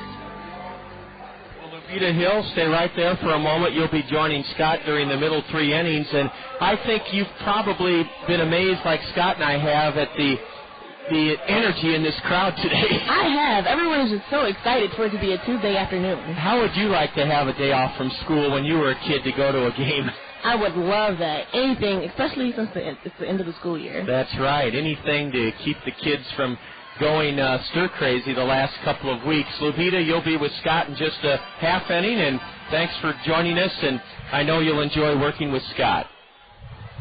Here we go to the bottom of the 3rd inning as the batter for the Kernels is the leadoff man, Heinley Stacia. Scott, what about that? You have 2 youngsters at Viola Gibson, are Aaron, and here's a tap to the right side. The second baseman will have to charge it. Frank Martinez does and throws in time to get Heinley Stacia 1 away here in the 3rd inning. How are Ryan and Aaron? Are they showing summer fever signs yet? Ryan has been showing spring fever signs since January. I think he's had the countdown on the clock. He's actually Harding now, though. I'm getting older, John. So are they, I guess. Yeah. So they're down next week, I think it is. Of course, graduations are this weekend for all the high schools around the metro. So a strike in from tall right-hander Trey Shields to Marco Albano. Lupita was telling me that the Iowa City area is she likes it now because it's a virtual ghost town. Well, it drops in population by about 25,000. That's pretty discernible, isn't it? You notice that stuff. Yeah, she said she could actually park and eat at any restaurant she wants. That's right. A curve to Marco, and it's strike 1. 1-1 to Albano, who struck out in the 1st. Bottom of the 3rd. 3-0 Kernels, as you can hear the raucous crowd saying, "Charge!" Marco Albano, been interested in listening to your stories about his. He's a Boston College Eagle through and through. Yes, he is. As he nubs one foul to run even 2-2. He said he always wanted to go to BC, and he's from the Boston area, and that he said he doesn't mind having his story being compared to Rudy of Notre Dame. 2-2 to Marco Albano. Has a friend that plays hockey at Harvard. And I said, well, how smart is he? He just said, there's a little roller up the 3rd baseline. No play for Trey Shields. Marco Albano has the Colonel 5th hit of the afternoon as he dribbled one weakly up the 3rd baseline. A wise decision as Trey Shields pounced off the mound, came all the way in, about 20 feet up the 3rd baseline, picked it up with the bare hand, and put it in his pocket. It's an infield single for Marco. Yeah, absolutely nothing the Shields could have done about that one. That one was just dribbled up the 3rd baseline, and Shields just put it in his back pocket. Yeah, Marco was saying he had a friend that played hockey at Harvard, and I said, that kid must be smart. And Marco said, yeah, John, he's smart enough to get into Harvard, but dumb enough to play hockey. And he winked at me. Here's a throw to first. Marco scampers back, standing up. Our baseball fun fact, Scott, I prepared just for you this afternoon. And I know you're still on the high of not only the White Sox winning the World Series, but also playing so well here in the early going as Brad Kuhn bunts in the air right below Scott and I. And down below it goes. Kuhn in the hole 0-1. I know you're also pleased. Remember, before we get to the baseball fun fact, a lot of White Sox fans were very concerned. They had a miserable spring, record-wise. Yeah, it wasn't good, but that just shows you what spring baseball usually means. You just need to get ready to go. That's all you need to do. That's right. The White Sox, I think, won 8 games in spring training out of 40. Well, our baseball fun fact, Scott, last year the White Sox joined the 1927 Yankees and the 1990 Reds as the only 3 teams to be in first place, wire to wire, every day of the regular season, and then win the World Series. 3 times. That's all. The 27 Yankees, Murderers Row. Yeah, that was one of the greatest teams of all time, the 27 Yankees. And then the 1990 Reds had 8 or 9 Cedar Rapids Reds on that team. They led wire to wire and won the series. Here's a line drive, poked into shallow center, a base hit. Marco Albano stops at second as Mike Mazzaro retrieves it. And Brad Kuhn didn't overswing. He just kind of gently guided that one to center. Flicked it out there, if you will, John. Good description. I had forgotten, Scott, that the White Sox did lead wire to wire, yet near the end everybody forgot that because Cleveland almost caught him. Yeah, Cleveland was right there on their tail, and it got close. And remember, Sox finally distanced themselves when they swept Cleveland at the end of the year, and that really derailed the Indians because they had a shot at the wild card, and then that went out the window. So. Yeah, Cleveland lost to a lowly team down the stretch. I can't remember who it was. I don't think it was the Royals. No, but it was... Might have been Detroit or somebody like that. Yeah, they had really trouble knocking off a non-contending team, but that's why they call them spoilers. Go ahead, Scott. Tigers are not a uncontending team now, though. No, and we'll talk to you about that in a moment as Renz drills one foul off one of the tents in the pregame picnic area down the left field line. Jordan gave the Kernels a 2-0 lead in the first. He's batting with 2 on, 1 out here in the third. 3-0 Kernels. Jordan might hit another one if he gets that pitch again because he had home run distance on it, just pulled it a little foul. Ball one low and away from right-hander Trey Shields. 3-0 Kernels. We're in the bottom of the third inning. Kirby is down below, ready to orchestrate the Solid Waste and Recycling Services recycling shuttle relay. Always exciting. Fans have loved it. Albano at second, Kuhn at first, 1 out. Look out, Jordan has to back away from a delivery inside, and it's ball 2. Scott, the White Sox were 11-1 in the postseason, the only team to beat your favorite team, the White Sox. The Angels won 1 game in the American League Championship Series. And get this, Scott, counting the end of the regular season, the White Sox won 16 of their last 17. All 3 downstairs. All good numbers. I wanted to light you up with a smile this afternoon, Scott, with that baseball fun fact. Well, thank you, John. I appreciate that. It was a magical season. Yeah, it was. Still on that high. Yes, they are. Donnie Cooper, the pitching coach, has done such a great job with that staff. Jordan ahead 3-1. Pops one up foul, and there may be a play near the bag at first. There will be. It's caught by Steve Clean. What a big out as Trey Shields on a 3-1 pitch got Jordan Renz to foul out just to the right of the first baseline near the bag. And the wind brought that back. You're always going to get the foul balls coming back toward the infield.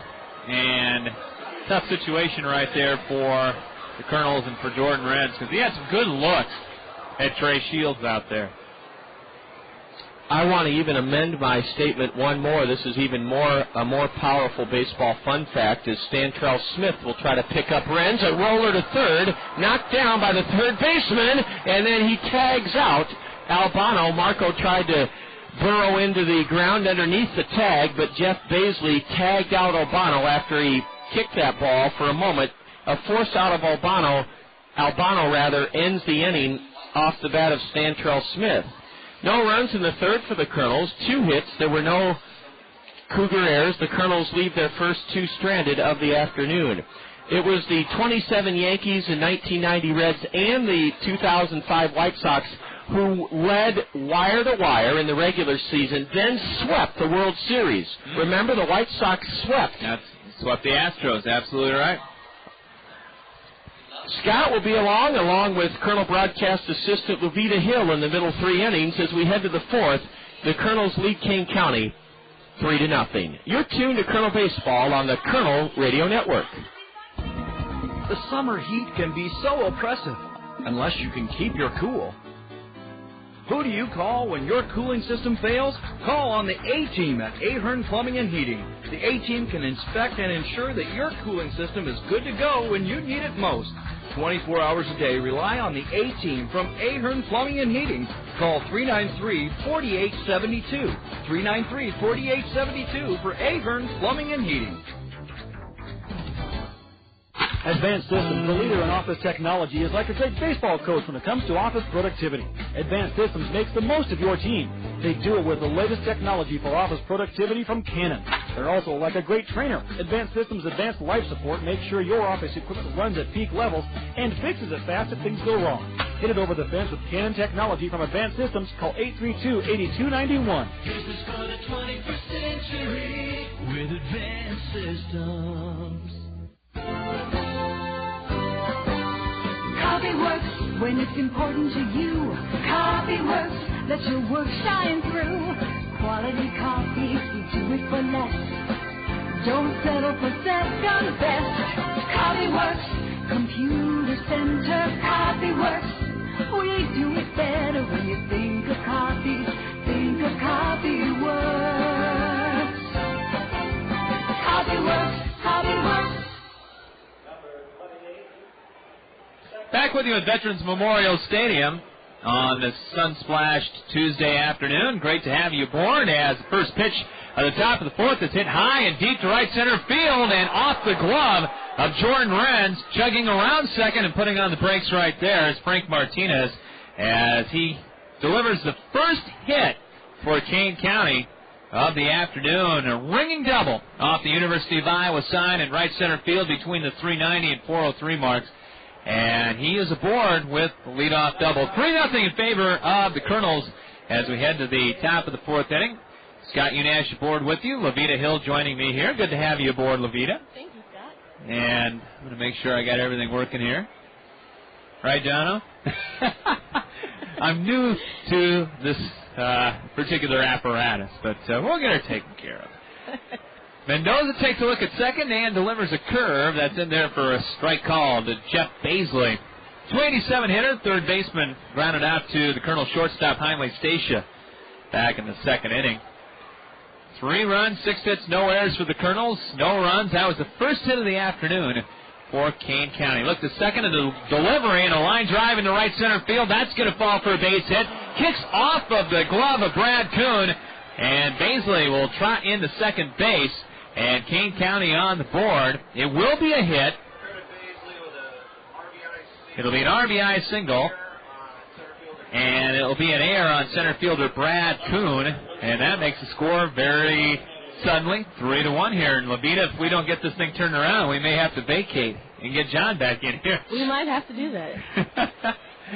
3-1. So if you're scoring that at home, Martinez comes home on the RBI single for Baisley, and he goes to second on the air on Colonel center fielder Brad Kuhn. Now bring up Anthony Recker, the DH, throw to second base, and just getting in is Baisley. Very close right there. As now we're going to have a meeting on the mound. Colonel catcher Brett Martinez coming out to talk things over with Tommy Mendoza. Has been very good, very sharp so far this afternoon. Listening to Colonel Baseball on the Colonel Radio Network, right here on the Zone, ESPN Radio 1600, KCRG, Cedar Rapids, Iowa.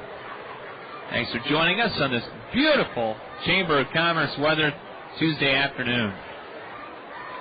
Recker, 352, look to second, and the curve down low for ball one to Recker. I know there are a lot of groups here, Levita, and Plaza section's full. Yes, Scott, yes they are. On the groups list, we have Cedar Valley Christian School, Central Lutheran School. There's a slider that misses. We have Coolidge Elementary, 5th grade. We have Excelsior. Yeah. Oh, I've never heard of that one, actually. That's out in the Linn-Mar district. Okay. Excelsior Middle School, Franklin Middle School, Gateway Rotary, High Noon Group. There's a throw to second base, and again, diving back in is Baisley. Nobody out, runner on at second. Kane County has already deposited one here in the top of the fourth inning. Also here is Jackson Elementary School, LaSalle Middle School, Lone Tree Middle School, Methlick, Mid-Prairie Homeschool Assistance Program, North Cedar, Roosevelt Middle School, Russell Cody, and that's just half the list. That's just half the list right there. That is just half the list. 90-mile-per-hour fastball rides high, and it's now 3-0 to Anthony Recker. So we also have Shullsburg Elementary School. A lot of elementary schools here today, as you can tell. Yep. South Elementary School, Summit School, Taft Alternative, The Villages at Marion. There's a strike on the outside corner, and the count goes 3-1 now to Recker. We have Transition Center, Trinity Lutheran, Verizon Business, Washington High School. That's a change from the middle schools. Yeah, that's our first high school we've heard from today. And Wilson, 7th grade. All right. All enjoying the game. Look, the second in the delivery, and a swing and a foul straight back, and a good job by Tommy Mendoza as he's come all the way back from a 3-0 count. He's brought it full to 3 balls and 2 strikes. Great crowd on hand this afternoon. As Levita talked about all those great groups here at the ballpark as we close out the 8-game homestand. We don't lead the state, but we go on the road after an off day tomorrow. Look to second, and a delivery, and a check swing. And Recker did not go around, and he walks. Ball 4, 3rd walk of the afternoon for Tommy Mendoza. And here comes Kernan Ronan out. He will have a talk with Tommy Mendoza. Well, this is not starting off well here in the top of the 4th. No, it's not. We might have to get John back here. John says, no, you're writing this out on your own. I'd say we probably have, at least 3,500, maybe 3,700 here today. That sounds like an accurate number, Scott. Miller Mezzanine is open to the public today. Still time for you to come on out. You want to play hooky from work this afternoon. Now, we don't encourage that sort of behavior, but if you're going to do it, it's a nice day to do it. The meeting on the mound is over. Steve Clean, the .291 hitting first baseman who lined out to Brad Kuhn at center field, will stand at the plate. First and second, nobody out, 1 in. Kernels leading Kane County 3-1 here in the bottom of the 4th inning. Short lead at second by Baisley. Being held on by the second baseman, Larry Infante, showing bunt and popping it foul and out of play is Clean. Tried to move him over via the bunt with Jose Pineda on deck. Kind of an interesting piece of strategy there. Martinez doubled right center off the wall to start the 4th inning. And Baisley with a base hit to right center field. Kicked by Kuhn for an error, but it was an RBI single. And then a walk. The 0-1. Slider down low. A ball and a strike to Steve Clean.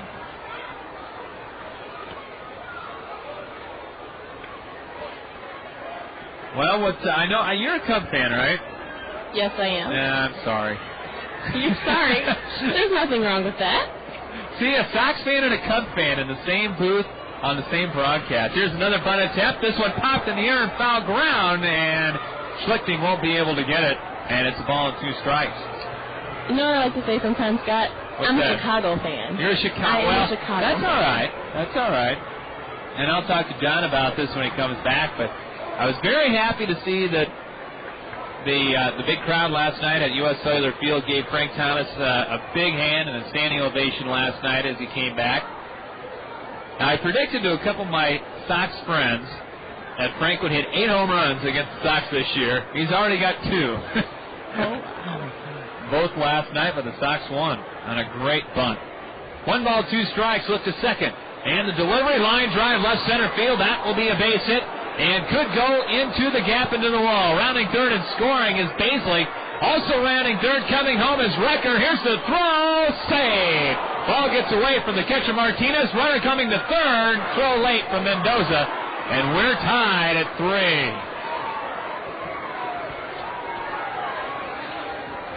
And Tommy Mendoza, all of a sudden, Levita, being hit the second time through the order. Number 27. That'll bring up Jose Pineda.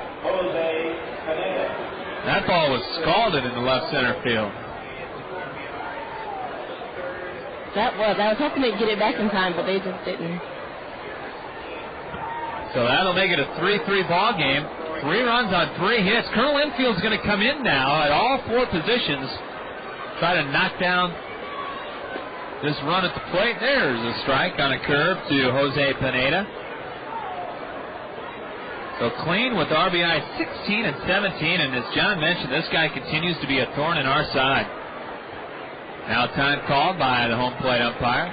Brannon to Jose Pineda. He walked back in the third inning. 3-3 game here. Top of the fourth. Mendoza's delivery, a high fly ball to center. This one's going to get the run home. Going back on it, Kuhn, and he makes the catch in front of the warning track. Trotting home from third is Steve Clean. And Kane County, in 5 batters, takes a 4-3 lead here in the top of the fourth. That one was pretty fortunate to stay in the ballpark, I think, right there. Yes. Well, sorry, John, we gave up the lead. Bases empty, though, 1 out. And Tommy Mendoza will try to stick in there and come back here. Keep it a 4-3 game. Raul Padron, the catcher. 198 hitter. He played for Kane County last year. He swings and dribbles one foul. Right at the plate. Padron in the series 0 for 4. Or excuse me, 1 for 5 this series. As the kids are trying to get the crowd going here. I think they're trying to get Mendoza from help him out a little bit. Yeah, there's a foul. And it's quickly 0-2 to Padron. And a lot of people out on the grass berm seating area. Got the blankets stretched out today. 1 out, bases empty. Time called by Raul Padron. Kernels with Schlichting at third, Stacia at shortstop, Infante at second, Trumbo at first. And now we do have double-barreled action in the Kernel bullpen. Here's a swing and a little dribbler up the first base line. Catcher calls for it. Martinez to first. And he throws out the batter, Padron. Good thing the catcher was running, I think, right there. Levita, the Kernels might have had a tougher play. I think it might have been a little bit tougher had he not been there. Yeah. Most catchers don't run the best. I think ours does pretty well. Yeah, we've been blessed over the years having fleet-footed catchers. There have been some catchers that have run. Jason Kendall with the A's, Craig Biggio, when he was a catcher, ran very, very well with Houston. It's 2 outs, bases empty. Here's Justin Sellers as he swings through a high off-speed pitch, and it's 0-1 from Tommy Mendoza. 4-3, Kane County has struck for 4 here in the top of the fourth. Kernels had a no-hitter coming into this inning. Here's a high fly ball to left off the end of the bat. Smith going over and making the grab in left center field in front of the warning track. And that will do it in the top of the fourth inning. But a productive inning for the Kane County Cougars. They come up with 4 runs on 3 hits, 1 Kernel error, and they leave nobody on. They've left 2 on through 4 at-bats. A little work to do for the Kernels as we'll head to the bottom of the fourth inning.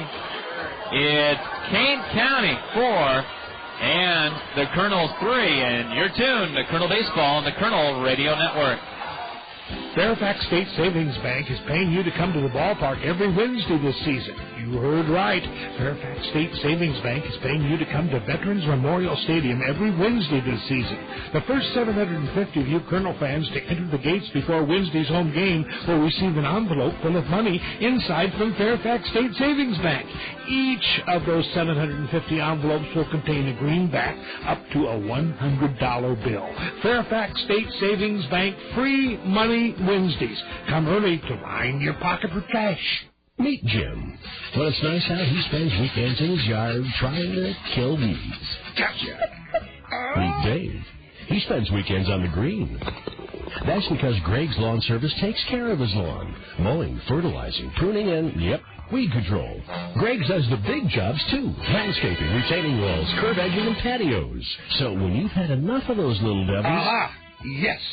Call 393-0101. Greg's Lawn Service, a cut above the rest. Hi, I'm Tanya Sedlock, your local Pekin insurance agent at Andrews Insurance here in Cedar Rapids. We all know how quickly life can change. You buy a new car or a new home. Your family is blessed with a new baby. Your teenager starts driving the family car. I'm here to help with a complete line of insurance plans to give you protection when you need it the most. Pekin Insurance has been in business of insuring people for 85 years. I'm here to put your interests first. Please visit me, Tanya Sedlock, at the Enders Agency. Welcome back to Kernels Baseball here on the Zone ESPN Radio 1600 AM. Scott Unash, John Rogers will be back in a little bit, joined by Levita Hill right now. As Kernels down for the first time this afternoon, 4-3, trying to prevent the sweep. Kane County has won the first three.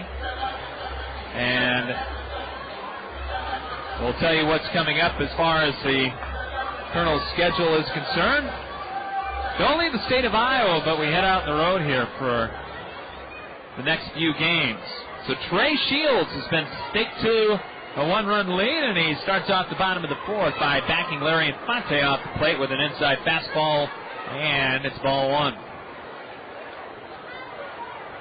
The 1-0. Swung on and missed by Infante. And we talked about Levita, a lot of the school children that are here today. A lot of folks in the Randy Keel Confidence Pavilion. We'll tell you about those people in a moment. Swinging a foul straight back, and it's 1-2. They're enjoying the sunshine today, which is nice. Yes, it is. In our Randy Keel Confidence Pavilion, we do have Outback Steakhouse, Rockwell Collins, the navigation department, Aegon Security, Applebee's, and Oak Ridge School. We have a school over there. Ground ball to second base. Martinez up with it, throws over to first for the out. Slow roller by Infante, who doubled his first time up. He's 1 for 2 now. One out for Mark Trumbo, the shortstop. Yeah, that's the place to be today. That or the Miller Mezzanine. Yes, that Miller Mezzanine is open to the public today. That is, they are, in my opinion anyway, the best seats in the house up in the mezzanine. I think they are also. Yeah. Have you had a chance to see many games up there? No, I have not. I've seen them all from here, actually. Okay, well, you need to get over there. There's a pitch inside to Trumbo. I might have to go visit that today since it is open to the public. I think John can give you a pass. Get over there. The 1-0 swung on a miss. Chased the pitch into dirt. Home plate umpire will exchange a new baseball for the one that was in the dirt. 1 ball, 1 strike to the Colonel first baseman, who was on a tear for a while there. Cooled down a little bit. Trumbo 189, 5 home runs, 17 driven in. Curveball hit in the air in right center field. Coming over Pineda along with Mazzaro, and Pineda calls him off. The right fielder makes the grab in right center. And quickly 2 out here in the bottom of the 4th inning for the Kernels. No one in the hot tub today, though. There isn't anyone over there. Maybe they'll be coming later. Yeah, perfect day. Not seen as many ties today. The business attire. It's casual business attire day, I think, today. Casual business attire Tuesday. Yeah. Usually have that on Friday, but if you're going to leave the office, you might as well be comfortable. Swing and a miss on a curve by Schlichting, and he's in the hole 0-1. Travis reached in a double to left center field, was thrown out at home trying to score from second on a wild pitch. That ended the second inning on an unusual 2-3-2 double play. Another curve for a strike. And it's quickly 0-2. I want to know how many of these guys are going to be picking up golf clubs tomorrow. That's what I want to know. Well, I will know. I will be working at tomorrow, and it is at Wildcat Golf Course in Shelburne, Iowa. 0-2 is flat foul. Are you going to be out at the golf course, Levita? Yes, I'm going to be helping, actually. Okay. I will be playing. You will be playing? Oh, well, John, are you playing? All right, we'll get all...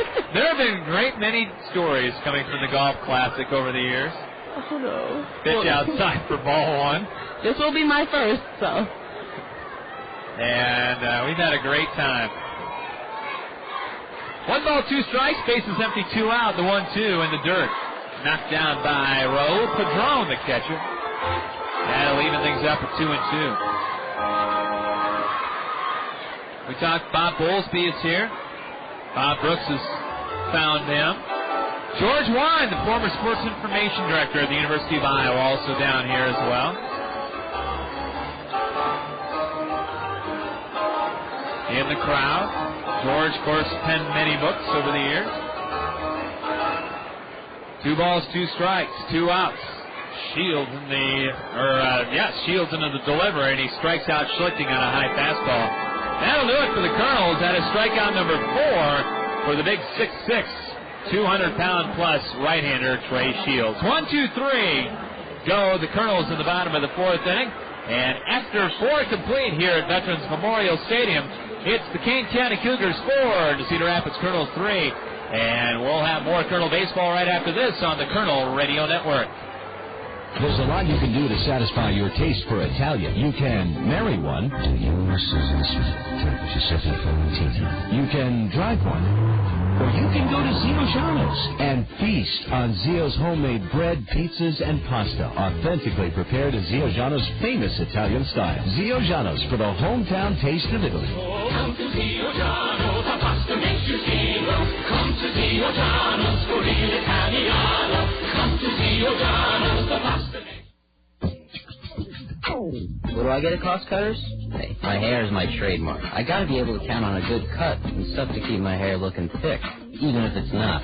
I get a good cut, no long wait, a smile, and a little something left over in my wallet. I get little trims that keep my hair long and healthy, and stuff to make it loose and curly one day, straight and sassy the next.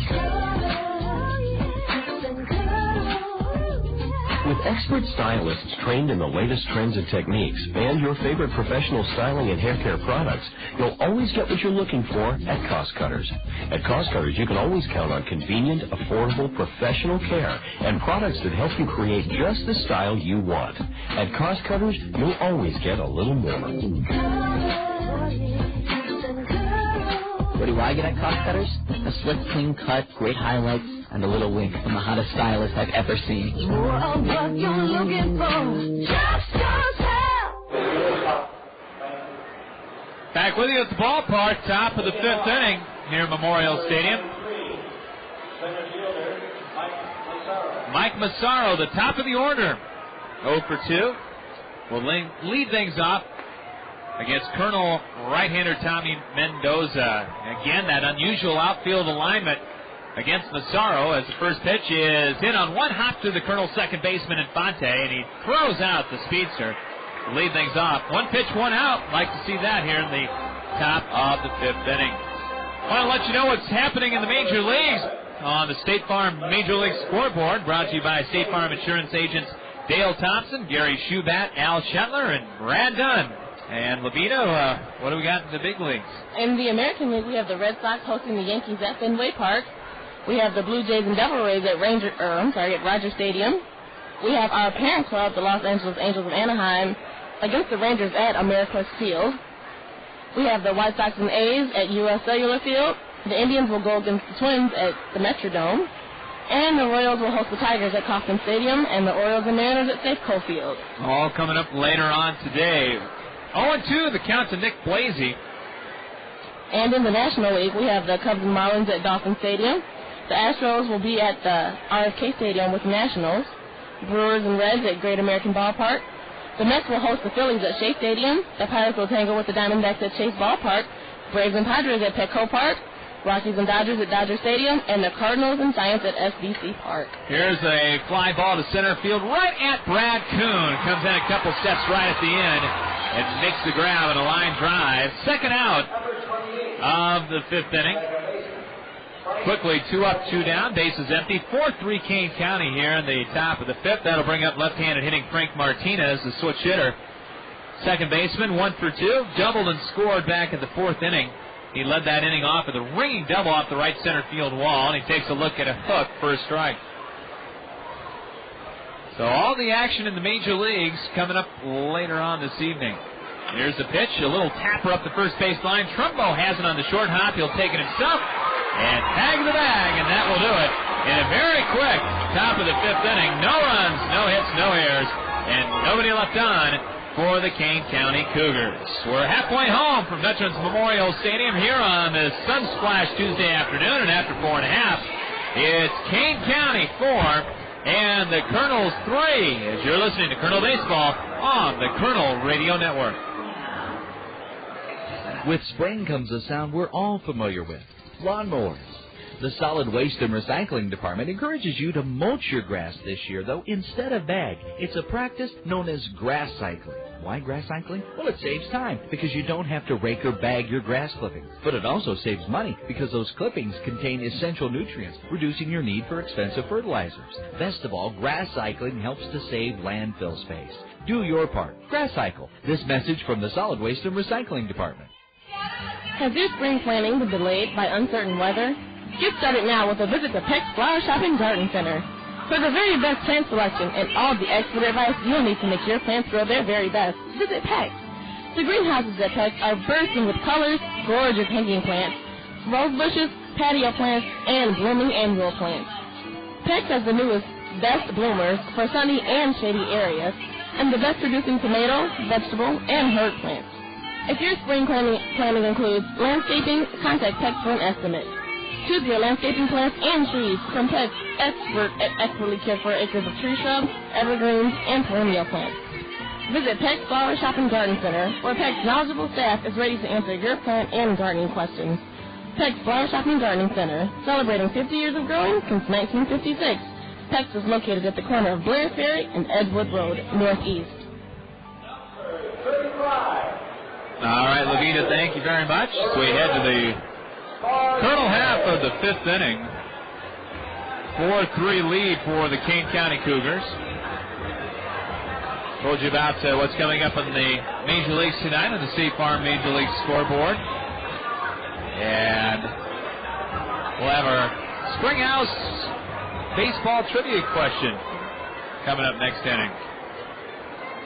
First pitch showing bunt, pulling back and taking a ball for the Kernels is Brent Martinez, the catcher. It'll be 9-1-2. Hindley Stacia representing the top of the order coming up for the Kernels on deck. Pitch to Martinez is low, and it's 2-0. Looks like Trey Shields wanted that call and didn't get it from our home plate umpire as he snaps the ball back into his webbing of his mitt. The 2-0. Grounded foul toward Bobby Magallanes. Makes a nice play with those soft infielder hands. And flicks it up into the grass eating broom. The kids will enjoy that. Absolutely. I'm not sure if there's one lone mom down there kind of making sure everybody's gaming or not. Oh, no. Pitch down low, and it's ball 3. 1 strike to Brett Martinez. Colonels have put the leadoff man aboard twice so far, and they both scored this afternoon. That's a good trend. Ball 4 inside, and the leadoff man aboard again. Number 9 hitting Brett Martinez wants to start the 5th inning. That'll bring up Hindley Stacia. And it'll be interesting to see if Bobby Magallanes likes to put something on right here. Nothing doing in the Kane County bullpen. Outfield rather deep and straight away for the Colonel leadoff man. Hitting .281, 1 for 2 today. Double to lead the game off. Here's the throw to first. Back in Martinez. That throw was to see if Stacia was going to show bunt right there, Levita, and did not show it. That's what you're taught to do as the batter. Don't give that signal away. Shields below the belt. Delivers. Pitch in the dirt. Knocked down by Padron, and it's 1-0. Shields has thrown a lot of pitches so far in this ballgame. Marco Albano on deck. 4-3 Kane County. Leadoff man aboard for the Colonels in the 5th. Slow curve. Dribbled right in front of the plate. Pitcher Shields picks it up and throws out Stacia. Good as the bunt, as that will advance Martinez to second with 1 out. We've seen a few of those this afternoon. Yes, we are. Seems to be the trend. Well, won't be credited with sacrifice, but Stacia did what he was supposed to do, and that was move that tying run into scoring position with 1 out here in the 5th. 4-3 Kane County. And Marco Albano, 1 for 2. He had one of those little dribblers back in the 3rd inning, and he made it to first base on that one. Brad Kuhn on deck. Brad hitting 3rd in the Allen Motor Company Colonel starting lineup this afternoon. From the set, Shields delivers. Curve, swung on and missed by Albano. Well, I mentioned we were going to tell you about where the Kernels go after this. They've got the off day tomorrow with the Kernel golf outing out of Wildcat. Then we head to John O'Donnell Stadium for the first time this year for 4. We'll head there this month, and we'll head there next month. We'll be spending the first part of the Memorial Day holiday weekend in Davenport. That'll be Thursday night, Friday night, Saturday night, and Sunday afternoon. Meeting on the mound between Trey Shields and Raul Padron. Kane County has had 43 errors in 44 games, so they've also took pretty good care of the baseball. Runner on at second, 1 out. Bottom of the 5th inning, 4-3 Kane County, and the delivery is a strike on the inside corner on a off-speed pitch, and now Albano's in the hole, 0-2. Kids trying to get the crowd going. It sounds like it. I hope we can do something. I hope they get them going. All this encouragement and cheering. Short lead at second right now by Martinez, and a curveball is grounded to short, charged by the shortstop Sellers, off balance throw. He'll get Albano at first. Good piece of base running by Brett Martinez. Saw that ball was not hard hit, and took off for third. He'll make it with 2 outs now. And that'll bring up Brad Kuhn. And this is a big batter in this game right here, Brad Kuhn. Try to get that run home to tie things up in third.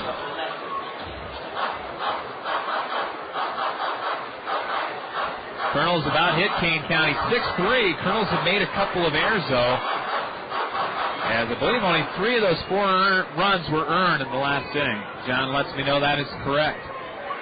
Here's the pitch, showing bunt, fouling it back is Kuhn.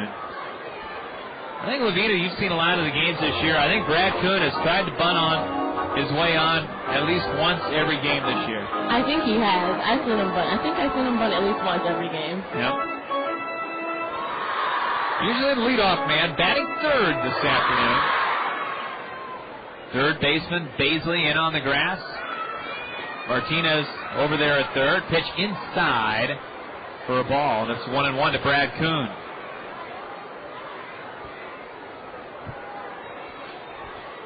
(4-3) Kane County here in the bottom of the 5th inning. We'll have our Springhouse baseball trivia question. Your chance to call in and win a $5 gift certificate to the Springhouse coming up. The pitch grounded to first. Handcuffs the first baseman clean, but he comes up with it and steps on the bag ahead of a hustling Brad Kuhn for the final out here in the bottom of the 5th inning. So the Kernels started off with a leadoff walk, but cannot get Brett Martinez home. No runs, no hits, no errors, and the Kernels lead their 3rd man on of the ball game. After 5 complete from Veterans Memorial Stadium on this Tuesday afternoon, it's the Kane County Cougars 4, Kernels 3, and you're listening to Kernel Baseball on the Kernel Radio Network. Sylvia, you know that cruise you've always wanted? Yeah? Well, there it is. That would be our house, Bob. Are you feeling all right, dear? Well, this is so cool. Guarantee Bank will let us use the equity in our home to do just about anything we want. College tuition, a room addition, a cruise, and best of all, the interest may be tax deductible. Now do you see it? Ah, the sun, the waves, the tropical breezes. Ooh, now I see it. It's a convertible. The sun on my face, the wind in my hair. See your guaranteed banker in Cedar Rapids, Marion, or Hiawatha, and use the equity in your home to do whatever you want, even if it's just to get out of the house. The feel of the road, the roar of the engine. The roar of the... Hey, it's my kind of life. Keep your hands off my Porsche, Bobby boy. Guarantee Bank. Member FDIC, Equal Housing Lender. Consult your tax advisor for interest deductibility. Some restrictions apply. If you're looking to enhance your property's appearance, function, or value, make the experts at King's Materials your most reliable teammate. Retaining walls? You bet. Custom patios? Bingo. Walkways and steps? King's Material says yes. King's Material has all the brick, concrete, and stone elements to make your landscaping, masonry, and architectural projects become a reality. To view the astonishing array of beautiful and innovative products King's Material can bring to your home, yard, or business, visit King's online at kingsmaterial.com. Welcome back to Veterans Memorial Stadium. Scott Nash alongside Levita Hill. John Rogers will join us coming up in just a moment. Top of the 6th inning. And that means time for the Springhouse Baseball Trivia question. Got a good one for you to think about today. As Jeff Baisley, representing the Kane County Cougars, number 4 batter in their order today, steps up and looks at a curveball for a strike from Tommy Mendoza. Both starters still out there in this 4-3 game. Baisley, Recker, and Clean, 4, 5, and 6 coming up for Kane County here in the top of the 6th inning. Here's a swing and a high fly ball to center field. No problem for Brad Kuhn. He one-hands it out there. And Baisley is out. He's 1 for 3 in the afternoon. Levita, let's talk a little bit about the Springhouse before we throw the question out to the folks. The Springhouse has many, many wonderful signature dishes, one of which is the hot beef sandwich. This sandwich is available for only $5.65. It is served with mashed potatoes and smothered with gravy. That just sounds delicious, doesn't it? Yes, it does. Pitch to Recker, curveball, beauty, good Uncle Charlie for a strike. I'll tell you a little bit more about some of the specials at the Springhouse with Lester Schmidt and the gang down there in a moment. There's a strike, paints the outside corner, quickly 0-2 to the Cougar DH Anthony Recker. What else do we got at the Springhouse right now? The Springhouse also has a lunch buffet that is going on right now. That's $5.95, and that is Monday through Friday only. Today is Tuesday, so today would be a good day to go if you're not at the game. Yeah, hit one of the two if you're going to do something today. Or if you do want to come to the game, you can go to the dinner buffet, which starts at 4:30, and that is $6.95.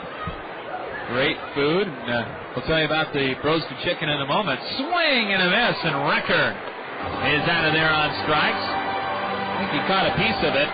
Foul tipped it into the mid of Martinez. And for Tommy Mendoza, that is his 3rd strikeout of the afternoon. And we need to get to our Springhouse Family Restaurant baseball trivia question for this afternoon. We'll give you the phone number to call here in just a moment. Again, if you've been a winner so far throughout the 2006 season, play along at home, but do not call in. All right, here we go. As ball 1 is upstairs to Steve Clean. We'll give you the question coming up after this pitch from Tommy Mendoza here. In the top of the 6th with 2 out, the base is empty. Pitch just off the corner, and it's 2-0. Name the only 2 pitchers to strike out 300 batters for 2 different teams, and they are, well, one is still active, one is not active. Swing and a miss. Name the only 2 pitchers in Major League history to strike out 300 batters for 2 different teams. 896-7589 is the phone number to call. John Rogers manning the phone. 896-7589. Name the only 2 pitchers to strike out 300 batters for 2 different teams. 2 outs, the 2-1 inside to Steve Clean, ball 3. Both these pitchers noted for strikeouts. 896-7589. Name the only 2 pitchers to strike out 300 batters for 2 different teams. Here's a grounder foul. And it somehow hops up on top of the Kane County dugout. I'm not sure how. I think it ricocheted off the back of the net over there. I missed the ending of that one. You always see something at the ballpark, don't you? The payoff delivery from Mendoza. Ooh, just missed outside, ball 4. And for Mendoza, that is his 4th walk of the afternoon. And that might get some stirring in the Colonel bullpen, Levita. Oops, that's what it appears to be. Might have a winner. Not yet, John. Okay. We do have some stirring down in the bullpen for the Kernels, as Tim DeJurgis will start to loosen up down there. Here's the delivery. And just misses inside to Jose Pineda, the right fielder. And a sacrifice fly for his 16th RBI of the year back in the 4th inning. That gave Kane County the lead. 4-3 Cougars, man on, 2 outs, and a strike call, a fastball in the outside corner. And I think we do have a winner. Yes, we do. Want to thank everybody for the phone calls. We do have a winner in our Springhouse Family Restaurant baseball trivia question today. Did you know the answers, Lavina? I do not know the answers, but I will in 15 seconds. All right. Well, even less than that, I think. I gave myself a little extra time to grab it. 2 balls, 1 strike. Medium-sized lead at first. Pitch in the dirt, knocked down by Martinez. And it's 3 balls and a strike with 2 outs. On deck, Raul Padron. I feel like I should have known one of those. I knew one of them. Now, the other one was kind of a toss-up. But I'd have got it if you'd given me 4 hints. Well, 4 different chances. 4 different chances. All 4 outside and a pair of 2-out walks here. And I think we're going to see Kernan Ronan coming on out and talk things over with Tommy Mendoza. Tommy's tank may be getting a little empty here. Throwing a lot of pitches. Kernan Ronan out there to talk it over with his right-hander. Of course, Tommy's parents here at the ball game. They've been here the last few days. And Kernan Ronan with a heart-to-heart talk out there. We do have a winner for the Springhouse question. We have Charles Mingy from Cedar Rapids. He answered the question correctly. The answers were Nolan Ryan, and Kurt Schilling. Yep, one of those still active, of course, Kurt Schilling, and having a terrific season for the Boston Red Sox so far. So congratulations to Charles Mingy. And he's from the southwest side of Cedar Rapids. He picks up a $5 gift certificate to the Springhouse Family Restaurant. 4-3. Kernel's going to try to wiggle out of this jam here in the top of the 6th inning. 2 straight walks with 2 outs from Tommy Mendoza. Left-handed hitting Raul Padron in there. And first pitch taken at the letters for a strike. Padron not too sure about the call. He'll back out and reset things. 0-1. Padron hitting 198. 0 for 2 on the afternoon. Still clear skies, no clouds rolling in so far. Pitch is lifted foul to our left, and it's 0-2. We'll tell you about what's coming up at the ballpark in our next homestand. That will get started on Friday night, June the 2nd. On that night, 3 people will be eligible to win 3 used cars. Those cars will be from Pat McGrath's Chevrolet Used Car Night. Always a popular promotion here at the ballpark. So if you come on in, you'll be able to enter to win a used car that night. Swing and a miss from Padron as he chased a high and wide fastball. Mendoza gets out of there after walking 2 with 2 outs as he registers his 4th strikeout of the afternoon. We'll see if Tommy's day is done, if Tim DeJurgis may come in here for the next inning. No runs, no hits, pair of walks, and Kane County leaves 2 more. They've left 4 on through 6 at-bats. So head to the bottom of the 6th inning. It's Kane County on top of the Kernels 4-3. You're listening to Kernel Baseball on the Kernel Radio Network. Jumpstart your future with learning from Kirkwood Community College. No matter what your age or previous work experience, you have new opportunities as close as your phone. 398-5517. Kirkwood has hundreds of choices for career and technical programs. Kirkwood has financial aid and support options to help you succeed, and Kirkwood has locally based centers to help you balance work, family, and learning. Kirkwood is ready when you're ready. Call Kirkwood Admissions today, 398-5517. Kirkwood. Start here, go anywhere. Convenience and trust, 2 things all of us want. At Tri-State Travel, we offer both. It's convenient for you to make 1 call or 1 visit to our office for all your travel needs. A 1-day tour, a cruise, a trip to Branson, to charter a motor coach. For 66 years, Tri-State Travel has been a name you can trust to provide quality products. Come see why you can trust us to provide the convenience you expect. Tri-State Travel now at our new location on 7th Street Southwest. When it comes to auto insurance, Westside Agency in Palo, your professional Pekin insurance agency, will make certain you're properly insured with the right coverages and deductibles. Westside Agency will tell you about the money-saving discounts from Pekin Insurance. Multi-car discount, good student discount, loss-free discount, 45-plus auto discount, auto home discount, low mileage discount. To see if you qualify for any of these auto discounts that will lower your premiums, visit Westside Agency in Palo. Back at the ballpark, one of the loudest the kids event all day as you get the SpongeBob SquarePants up there, Lavina. I think SpongeBob is popular with the kids these days. I know it is. All right. John will be back coming up with a special guest in the 7th inning. Scott Unesh, Lavina Hill joining you right now. 4-3 Kane County. We'll give you Lavina gave you the answer to the Springhouse Family Restaurant baseball trivia question, and we'll give you some more fun facts about that particular question. We asked you to name the 2 pitchers to strike out 300 batters for 2 different teams. As the first pitch of the bottom of the 6th is inside to Jordan Renz. Jordan's had a good day. A 2-run home run to give the Kernels a quick lead out of the gate in the first. He's 1 for 2. The pitch, check swing, and it takes a strike, and it's 1-1. Now the answers, Lavina, were Nolan Ryan and Kurt Schilling. And, of course, Nolan Ryan did it 5 times with the Angels in the 70s as the slider's outside, 2-1. Then in 1989, struck out 301 with the Texas Rangers, so those were his 2 teams.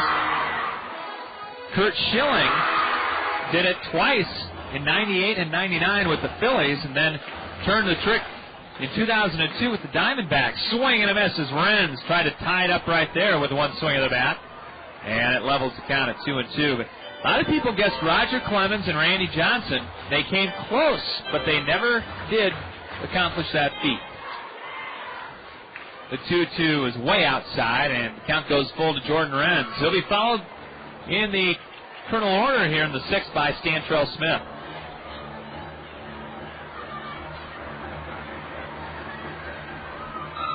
The 3-2. Ball 4, low and away. And that might get the Kane County bullpen up and going. Renz is on for the 2nd time. Stantrell Smith, 0 for 2. And we'll see if Stantrell might try to bunt. Now, Clemens came very close to 300 strikeouts with 4 different teams. He had 291 with Boston in 88, 292 with Toronto in 97. There goes the runner. Pitch taken down low, throw to second base, and out on a low throw is Jordan Renz. And not sure if Stantrell may have missed a sign or if that was a straight steal or what happened, but a caught stealing right there, and Renz is erased.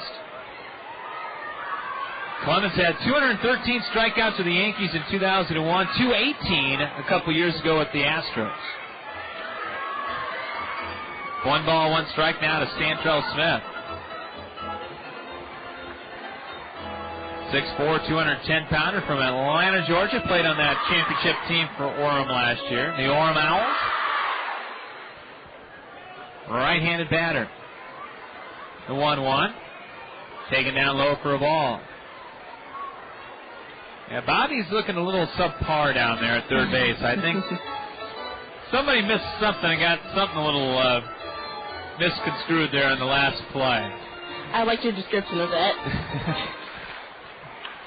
And here's the chopper off the mound. Ricochets to second. Bobbled, and a late throw to first by Martinez.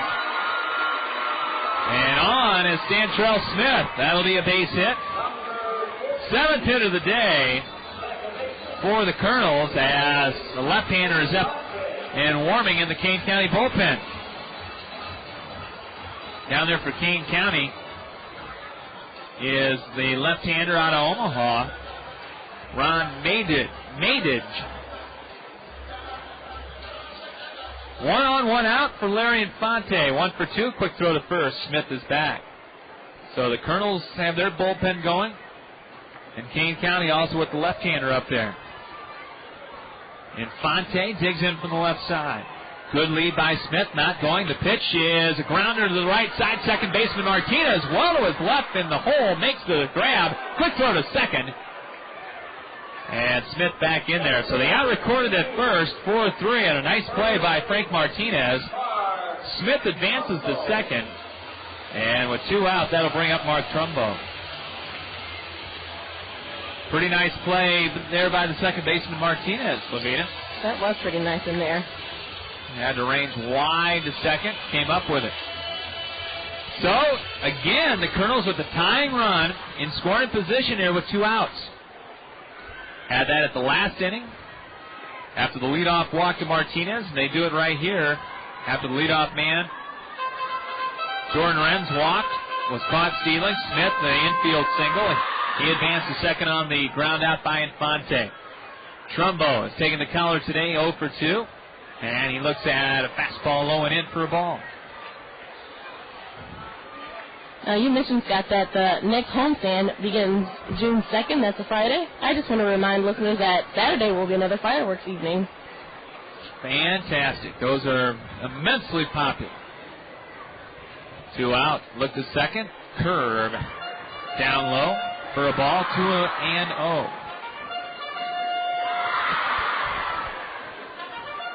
Smith on at second.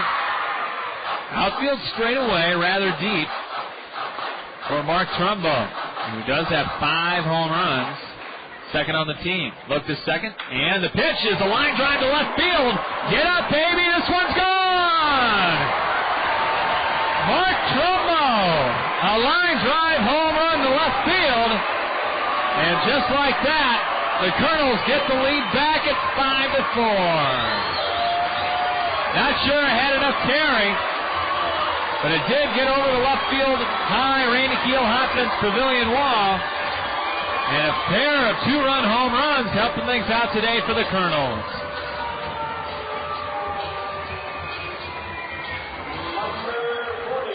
That'll get everybody excited real quick. I think it will. I think those kids are going to start cheering even louder. That one cleared the back fence. Wasn't as long as Jordan Renz's home run. And the pitch outside to Schlichting. Still no movement out of the Kane County dugout.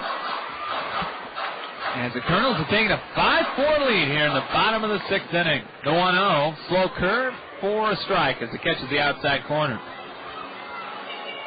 So a 2-out pick-me-up hit from Mark Trumbo. His 6th home run. RBIs 18 and 19. The 1-1. Outside, ball 2. Now it looks as though Trey Shields, the starting pitcher, a little bit down after giving up that gopher ball. Here is a line drive to the opposite field, and coming on and making the grab is Pineda on the run. And that will do it for the Kernels in the bottom of the 6th. But the Kernels grab the lead back on a 2-run, 2-out home run by Mark Trumbo. His 6th of the season. 2 runs, 2 hits, no errors, and nobody left on base. John will be back with a guest as we head to the top of the 7th inning. And after 6, it's the Kernels on top of Kane County 5-4. And you're listening to Kernel Baseball on the Kernels Radio Network.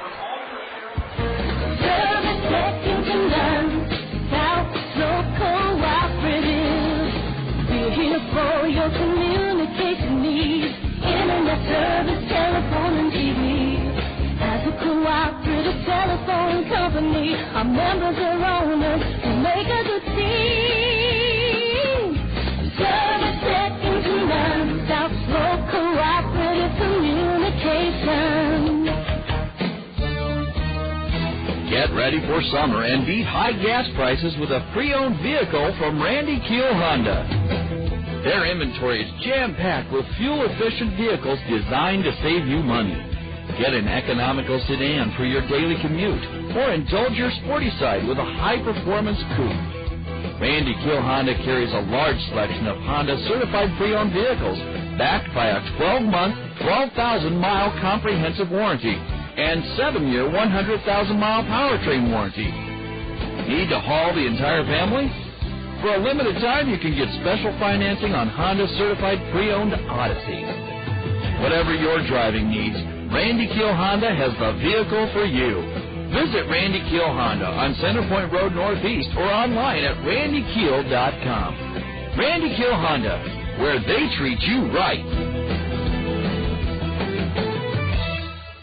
Well, thanks to Scott Unash and Colonel Broadcast Assistant Luvita Hill for recapturing that lead, the dramatic 2-out, 2-run homer by Mark Trumbo with Stantrell Smith aboard, and the Kernels go to their bullpen and summon in Tim DeJurgis, right-hander, in relief of Tommy Mendoza. This call to the Kernel bullpen sponsored by U.S. Cellular. Get your wireless relief with Call Me Minutes, only from U.S. Cellular.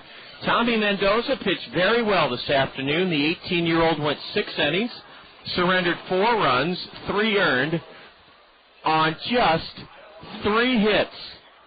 Tommy Mendoza struck out 1, 2, 3, 4, and he walked 5. Tim DeJurgis takes over on the hill, and already we have Aaron Nakula, the skipper of the Cougars, marching down the third baseline to talk it over with the plate umpire. Leading off is Justin Sellers for Kane County here in the top of the 7th inning. I want to make sure I have Tommy Mendoza's numbers correct. He struck out 1, 2, 3, 4, walked 5, and gave up 4 runs, 3 earned on just 3 hits. And something has gone awry in the Kane County dugout, and now the Colonel equipment manager is getting involved. So we will tell you about Tim DeJurgis and then welcome Bob Blake. Bob is with us. He's a middle school teacher at Excelsior Middle School in the Linn-Mar district. Tim DeJurgis brings in a strike called to right-handed hitting Justin Sellers. 5-4 Kernels, and we're in the top of the 7th. DeJurgis 0-1 with a save, on for the 14th time with a 2.84 ERA, and he delivers strike 2 call to the right-handed hitting shortstop, Justin Sellers. Kernels have out-hit Kane County 8-3 and lead it 5-4. Ball 1 low and away. Bob Blake, what time did your crew from Excelsior Middle School arrive at the ballpark this morning? John, we got here about 9:30 this morning, and you and Colonel's manager, Bobby Magianis, welcomed us with some very inspirational words. We really appreciated having you talk to us this morning. Well, we were delighted to see your kids. They sat right behind the Colonel dugout, and it was a beautiful morning, and we were glad that I said a few words to them about baseball and entertainment, and some of their questions were great. And then Bobby Magianis, the Colonel manager, spent a half hour with your children. Here's a split-finger delivery in the dirt, and it's 2-2 to Justin Sellers, leading off here in the top of the 7th, 5-4 Kernels. Bob Blake, sometimes I have trouble discerning between a real train whistle and the sound effects here at the ballpark. Yeah, that's the real one over there right now. Right over on Rockford Road. DeJurgis with a beautiful change-up, a swing and a miss by Justin Sellers. 1 away here in the 7th inning. Bob Blake, what grades were the kids that accompanied you here this morning and that are enjoying the game this afternoon? Yeah, we had all 8th graders here today from Excelsior and 8th graders from Oak Ridge both. There's 325 from Excelsior and about 100 from Oak Ridge, so we had quite a crew here. They were not only well-behaved, but they also were a very receptive audience. DeJurgis delivers low for a ball to the leadoff batter, Mike Mazzaro. Creeping in on the grass at third for the Kernels is Travis Schlichting. 5-4 Kernels here in the top of the 7th. There's ball 2 downstairs. Massaro was held off base by Tommy Mendoza, the 18-year-old Colonel right-hander. Mike, a .302 hitter, nothing for 3. Let's see if Tim DeJurgis can come back and get Mike Massaro. He delivers a fastball at the knees for strike 1. Bob Blake, how long have you been teaching at the middle school level? John, I went from the high school at Linn-Mar to the middle school in '86. So I've been 27 years with Linn-Mar, and this is my last year. I've got about 8 school days left, and I retire. Bob, I did not know that. Yeah, I've enjoyed every minute of it. I can tell you have. Yeah. Wow, what a big step for you and your wife Janine, and we'll get to your great generosity as a host family in a moment. The 2-2, and I thought the batter went around, but the base umpire says ball 3, and it's a full count to Mike Massaro. Well, that's a very special time coming up for you, Bob Blake, as the batter walks, a pitch low and away, and the Cougars, with 1 out, have the tying run aboard. Nick Blasey, the right-handed batter, will face Tim DeJurgis. Bob, 8th graders, and I want to preface this by saying they're different in a fun way. They're not like grade school kids, but they're not quite like high school kids yet. They're very unique. That's exactly right, and that's why this kind of a field trip is so great at this age. They're ready to experience some different things and branch out. They're more than just neighborhood kids now. They're starting to look a little more worldly, you know. Yeah, they're becoming more sophisticated, and Bobby had a very good message for them about following their dream and about not letting anyone dissuade them from whatever God's put in their heart. Mm-hmm. Nick Blasey takes a strike at the knees. A throw to first, the runner back safely. Bobby also, I'm going to move your mic up just a smidge, Bob. There you go. Bobby also spoke about how important it was to make choices and to ask yourself 3 questions before you choose your action. And that, if I caught Bobby's advice right, it was to how will it affect your family? Will it better you? And I forget the third criteria, but the kids sure soaked it in. Yeah, they sure did. And, you know, they're at the time in their life when they've got some major decisions to make. They may not think so, but they really do. And he's asked them to stop and think about it, right? You know, so that you don't get yourself in a situation or, you know, make bad choices. Right, and life is all about choices. Sure. Strike 2 to the batter, Nick Blasey. Bob Blake is with us. He brought his crew of 8th graders from Oak Ridge and Excelsior. And, Bob, you have to have mixed emotions right now. It's there's no field like education in terms of reward and making a difference. And yet you're probably ready to try some new things in life. I'm not sure what I'm going to do, John, but I know I'm going to miss school. I might even substitute. I really like being around kids, and I know education is extremely important. And Bobby Magianos talked about that this morning. Yes, he did, about education. Yeah. Swing and a miss on a half swing. Nick Blasey went around on a Tim DeJurgis changeup, and 2 gone here in the 7th inning. Second strikeout for the tall Colonel right-hander, who last worked here on Saturday in the Cougar 4-0 win. Tim surrendered 2 runs in 1 inning on 3 hits, struck out none, walked 1. Now he faces Frank Martinez, who started King County's 4-run 4th inning outburst with a double into right center. A changeup is at the knees, strike 1 to Frank Martinez. Bob Blake is with us, and Bob has served this community for a number of years. Strike 2 called to Martinez, switch hitter batting left. Bob, you mentioned you came from high school to the middle school in 1986. How many years total have you been an educator? 33.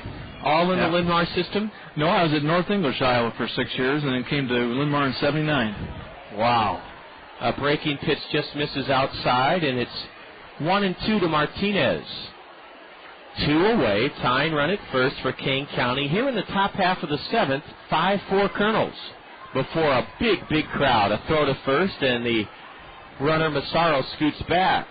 Top of the hour, and you're enjoying Colonel Baseball here on ESPN Radio 1600, KCRG, Cedar Rapids.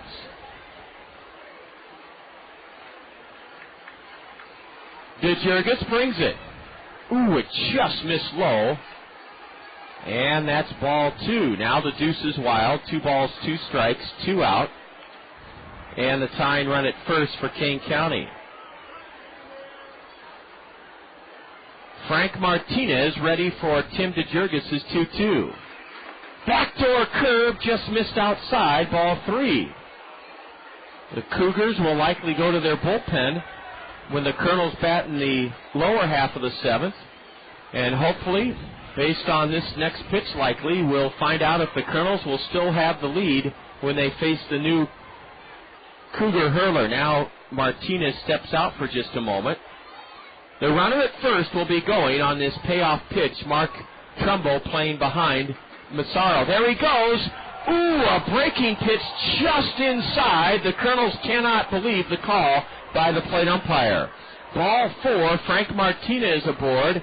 That was a pitch too good to take, and I thought too good to rule ball 4, but that's what the independent umpire did. And now Jeff Baisley, the cleanup batter, will step in for the Cougars.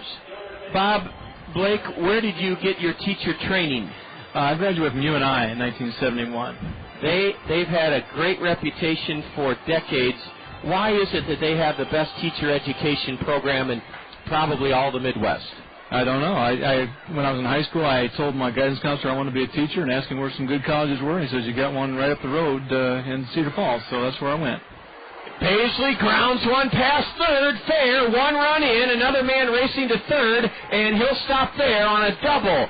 A throw to third, that runner got back just in time. I'll be darned. The Kernels give up the lead here in the 7th inning. Jeff Baisley, to his credit, grounded it fair past third, off the tarp down the left field line. And one of the men that walked scored. Mike Mazzaro scored as Frank Martinez raced from first to third on Jeff Baisley's double, and we're back even now. Here comes Bobby Magallanes. He'll likely make a pitching change. That's an awful shame. It looked like we had Frank Martinez struck out on a 3-2 pitch, and Tim DeJurgis will be lifted. He goes 2/3 of an inning, and the walks did him in again. Ooh, those walks, every time we walk somebody, they score, it seems. Tim goes 2/3 of an inning, allows one run on, only one hit. DeJurgis struck out two, but Tim walked a pair, and that's cost the Kernels dearly here in this 7th inning. And a new hurler's coming on for the Kernels, answering the U.S. Cellular call to the Kernel bullpen, and it is Robert Romero. Robert Romero on the hill for the Kernels. Get your wireless relief with Call Me Minutes, only from U.S. Cellular. Robert Romero visited with us recently on the South Slope Communications Triple Play Show, and he told us what a great hitter John Lackey was. Lackey, of course, is one of the Angels' stalwart starting pitchers, and Romero remembers that John Lackey, who preceded him at Grayson Community College, was a tremendous hitter. Robert Romero, 0-1 this year, on for the 11th time, a 2.77 ERA. He comes in under pressure, runners at second and third, 2 out for Kane County, and they've tied the game. They've tied the game here in the 7th inning on a 2-out double past third by Jeff Baisley. Well, Bob Blake, as far as your next week goes, are you going to have an open house so former students and staff and friends from all your years in education can come wish you a happy retirement?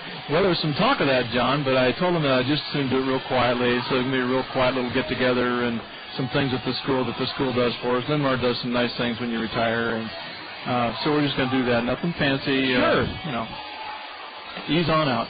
The Linmar district I'm not too familiar with. Scott Unash certainly is. Andy Pantini, our Director of Graphics and Technology. I think you told the kids during our time together before the ball game this morning that Andy's a proud graduate of the Linmar system. Yeah, I was glad that one student asked the question, because there are a lot of job openings here with the Kernels in this kind of profession, and it sounded like the student was really interested in pursuing it. I wanted to mention that we've got lots of Linmar connections here with the Kernels, and Andy does a wonderful job here, as you know. Oh, my goodness. The show that Andy and Metro put on is unparalleled in the Midwest League in terms of its entertainment. Ball one high from Romero to Anthony Recker. 5-5 ball game here in the top of the 7th inning. Robert has not been scored on in his last 4 appearances, including Sunday afternoon. He went 2 1/3 against the Cougars, allowed no runs on a hit, struck out 1, walked 2. Anthony Recker with 2 out and 2 on, takes in the dirt, ball 2. And Recker signals down to the go-ahead run at third, Frank Martinez. Hold on, hold on.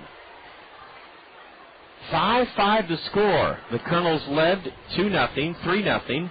Kane County scored 4 in the 4th to take a 4-3 lead. A 2-out, 2-run homer by Trumbo in the 6th inning made it 5-4 Kernels. Look out, here's a rocket foul just past third down the left field line as Anthony Recker jumped all over that 2-0 pitch from the Kernel right-hander Robert Romero and hammered it foul. Well, Bob Blake, on behalf of the Kernels and everyone that you've served in the community, have you ever counted up, Bob? Is it probably over 10,000 kids' lives you've touched, or more like 15? Someone mentioned a number to me the other day. I've always looked at numbers of, kids I've had in the Washington, D.C. trips that I take with kids, or in the wrestling programs that I've coached and those kinds of things. As far as students in the classroom, it's got to be 10,000, I guess. Man. Bob, I didn't know you'd taken trips with your kids out to Washington, D.C. Oh, yeah, about 20 years now we've done that, John. That is a lot of fun. Yeah, that is a great trip. Kids really, they talk about, I go to graduation parties. I take 8th graders, and I go to graduation parties. It's been 4 years, and they still talk to me about the trip. Oh, that is neat. Ball 3 in the dirt. Yeah, they just don't forget those experiences. Oh, yeah. I think the 8th graders remember today's experience. This is a great field trip, great experience for these guys. Like I said, the words that you and Bobby gave them, I think they'll just ring in their ears when talk about choices and staying in school and, those kinds of things. Just so true. They need to keep hearing that. Yes, and to hear it from somebody in a baseball uniform who's made a profession as distinguished as Bobby Magallanes is, you're right. I think the kids really took the message to heart. Robert Romero loses Anthony Recker on a pitch low, ball 4, the 3rd walk in the inning. And now the 7th man in the Cougar 7th inning to bat, Steve Clean, and he has been murder on our pitching staff in this series. Clean takes strike 1 on the inside corner. Steve came through with a 2-run double his last time up. He scored in the Cougar 4-run 4th inning. We're tied 5-5 as right-handed hitting Steve Clean has 6 hits in this series. The bases are loaded. Fastball, strike 2 called. Clean glares back at the independent umpire, steps all the way out. Now will Robert Romero come after Steve Clean on this 0-2 pitch in this 5-5 game. Colonel Newcomer, we'll tell you about him. A lefty, Brad Beck, warming up in the pen. A breaking pitch just low. The Colonels wanted the call, didn't get it from the independent umpire. Bob Blake is with us, 33 years as a educator in the public schools here in eastern Iowa, including Linmar. And Clean bounces it foul right in front of his manager. Aaron Nakula coaching at third base. Bob and his wife Janine have also joined the efforts led by Lanny Peterson, our host family coordinator. How many years, Bob, have you and Janine hosted Colonel players? This is our 4th year. You've really enjoyed it. It has been our pleasure. We've had the nicest gentlemen stay with us. These young men are just such a treat. Yes, they are. Better than my own kids, they... the pitch hits the batter, and there's Clean driving in another run to make it 6-5, Kane County. Jeff Baisley goes to third. Frank Martinez scores. Baisley to third. Anthony Recker to second. The pitch went behind Steve Clean and nipped the back of his calves, and that's an awful way to surrender a 5-5 tie. An 1-2 pitch or an 0-2 pitch hit Steve Clean. That run is charged to Tim DeJurgis. And now Kane County leads the game 6-5. They still have the bases loaded. The 8th man to bat in their inning is Jose Pineda. The Colonels just can't seem to find the right formula for climbing the hill and staking their claim to victories this spring. We certainly have played hard, and we've been in every game, but we just haven't been able to put away another team when we've needed to. But it's only the 7th inning. The Cougars only lead it by a run, so plenty of time for the Colonels to catch up in this one. Ball 1 just missed outside to Jose Pineda. Bob, can you recall the last several years who were some of the former Colonel players that you've hosted? Oh, yeah, we started off... the 1-0 pitch is fouled over the first base grandstand roof. We had John Carlos Toledo from Venezuela, and oh my goodness, you got me now. I'm going to go blank. Well, that's all right. They'll come to you. Yeah. Adrian Goaz stayed with us, and of course this year we got Kelly Shear, and who got hurt and was quite mentioned in today's paper. And you mentioned that Brad Beck's warming up in the bullpen, and he'll probably be the one who comes to us. So that's wonderful. Yeah. Ball 2 low to Pineda as Robert Romero works from the stretch and delivers a pop foul off to the right, and the count even now to Jose Pineda. 6-5 Kane County here in the top of the 7th inning. Some of the kids are starting to make their way up to the concourse. Perhaps they have to catch a bus, or perhaps they're all going to the concession stand together. Romero delivers. Strike 3 called. Robert Romero gets Jose Pineda looking to end the Cougar 7th. Kane County strikes for 2 runs on 1 hit, 3 walks, a hit batsman. There were no Colonel errors. The Cougars leave the bases full, and they've stranded 7 so far today. We're going to keep it right here for a moment because thanks to Lindale Dental Care, Lindale Dental Care sponsors the great baseball tradition during the 7th inning stretch, the singing of Take Me Out to the Ball Game. Let's listen in as this big crowd sings Take Me Out to the Ball Game, sponsored by Lindale Dental Care.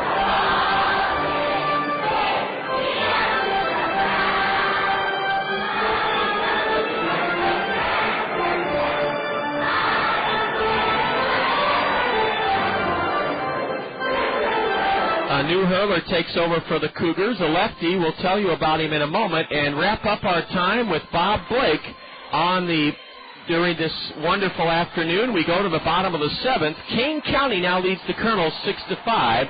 You're enjoying Kernel Baseball on the Kernel Radio Network. The next time you catch yourself about ready to throw away a glass jar or glass bottle, stop. Glass jars and bottles are recyclable. Simply rinse out your glass, put the lids in your blue recycling box, and place the glass items in a plastic container. A plastic bucket or small plastic wastebasket will do just fine.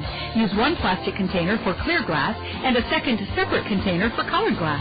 Set your plastic container or containers with your glass in them next to your blue recycling box for curbside collection.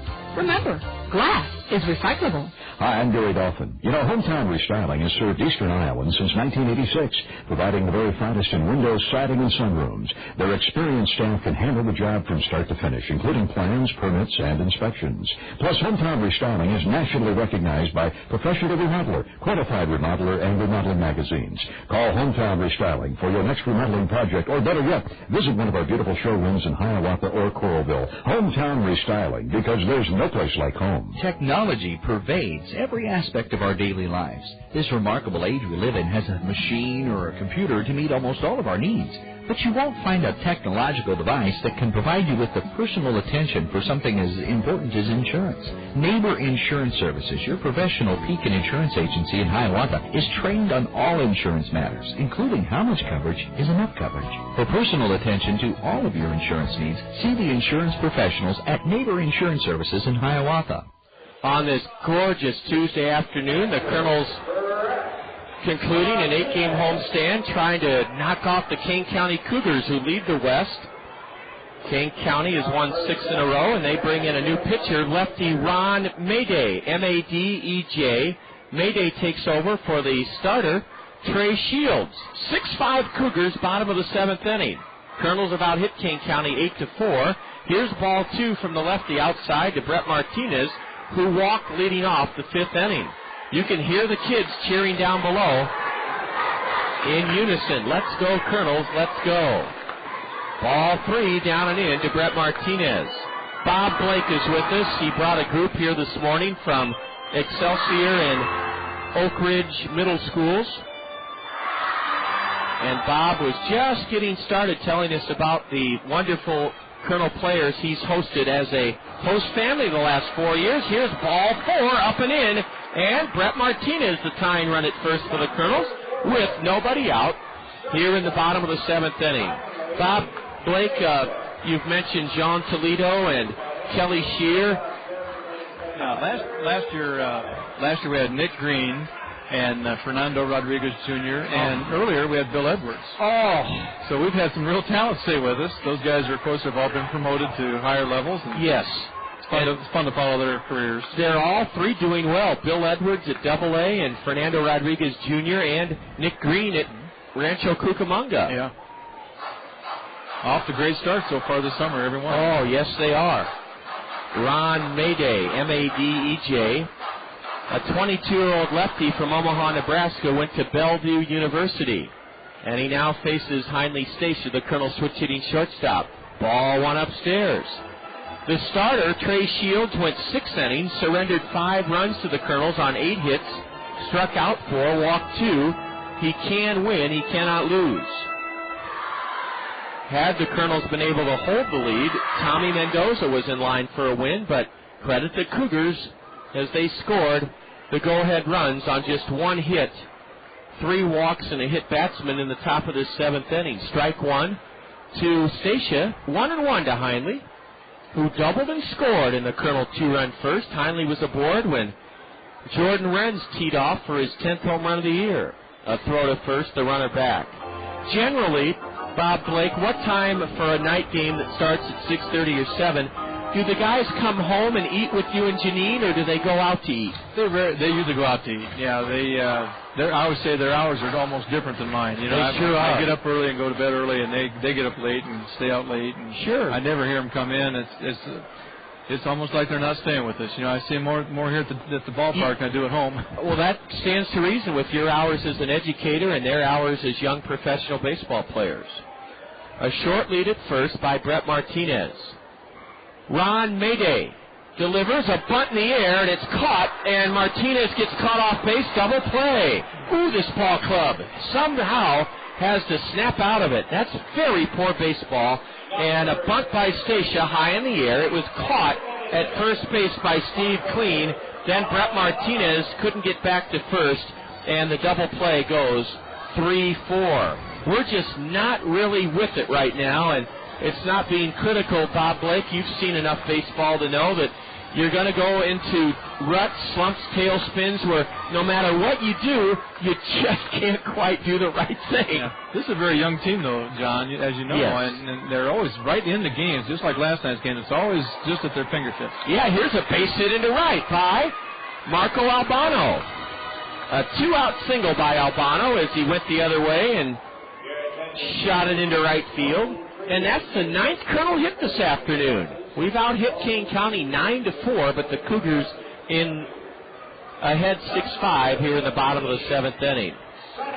Bob, do you and Bonnie keep the refrigerator full at all times, or do you expect the guys to do some grocery shopping and take care of that? You know, people always are concerned at being a host family, the kids are going to eat out of house and home or something, and they don't. I mean, no. They rarely eat with us, and since it's just the two of us now, since my kids are grown up and gone, Janine usually makes enough for 4 or 5 or 6, and we stick stuff in Tupperware bowls and say to the boys, it's in the refrigerator if you want it. They rarely eat it. You know, they go out after the game. Sure. Ball one inside to the Colonel number 3 hitter, Brad Kuhn. Tying run at first, 2 away here in the bottom of the 7th inning, and Kane County leading it 6-5. Albano has a medium-sized lead at first. Marco is stolen 3 of 4. Colonels lead the league in stolen bases. It looks like Brad Beck, the new Colonel left-hander, may come on and work in the top of the 8th inning. Can the Colonels mount a rally here with 2 out in the bottom of the 7th, trailing 6-5? Strike one on the inside corner from Ron Mayday, the lefty.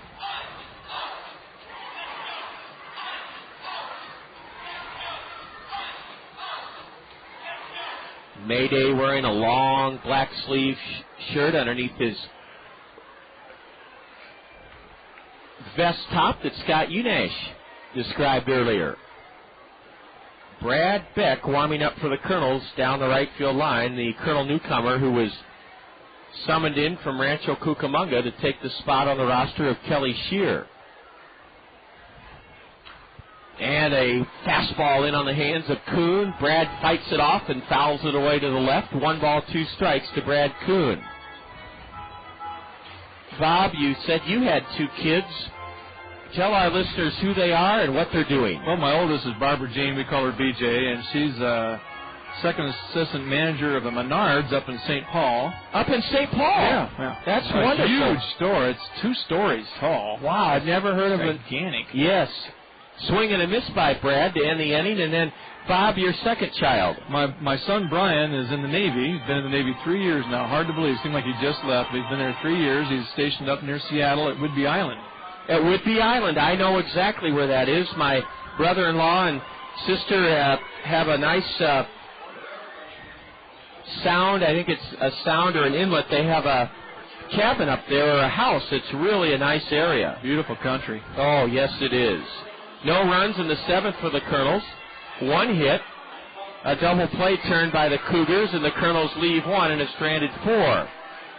Bob Blake, we really appreciate you bringing the kids out this morning from Excelsior. Have a great last week and a half of school, Bob. Thank you, John. And thank you for you and Janine for your great service as Colonel host family. Oh, thank you for inviting us. It's been just a wonderful experience. Well, glad you could come, and we're going to try to rally for you here late to this afternoon. Thank you.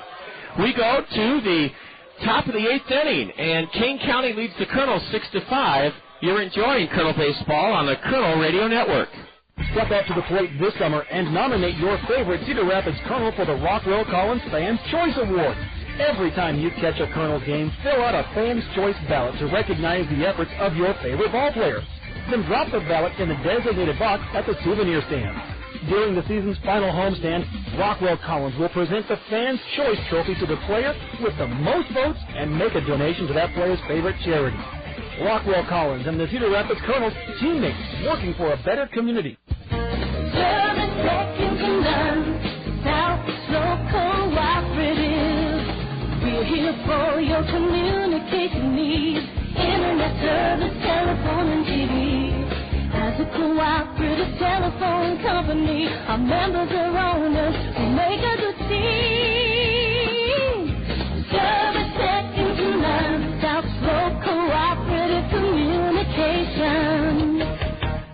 You've worked hard, and you're finally your own boss. As a business owner, you may not want to hear the word liability, but it comes with the territory.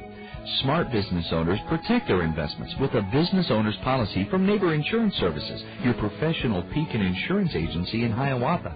Neighbor Insurance Services can show you how to secure the right amount of protection for your business at affordable rates. Your business is important. See Neighbor Insurance Services in Hiawatha for business owners insurance.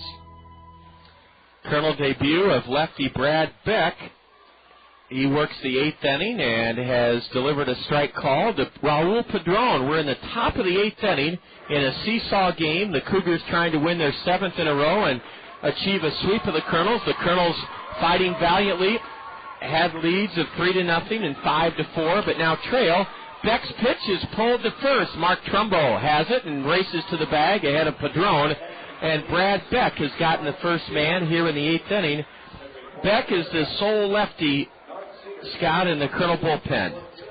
Yeah, and it's good to have a left-hander. This is a debut, I think, for Brad. Yes, it is. As a matter of fact.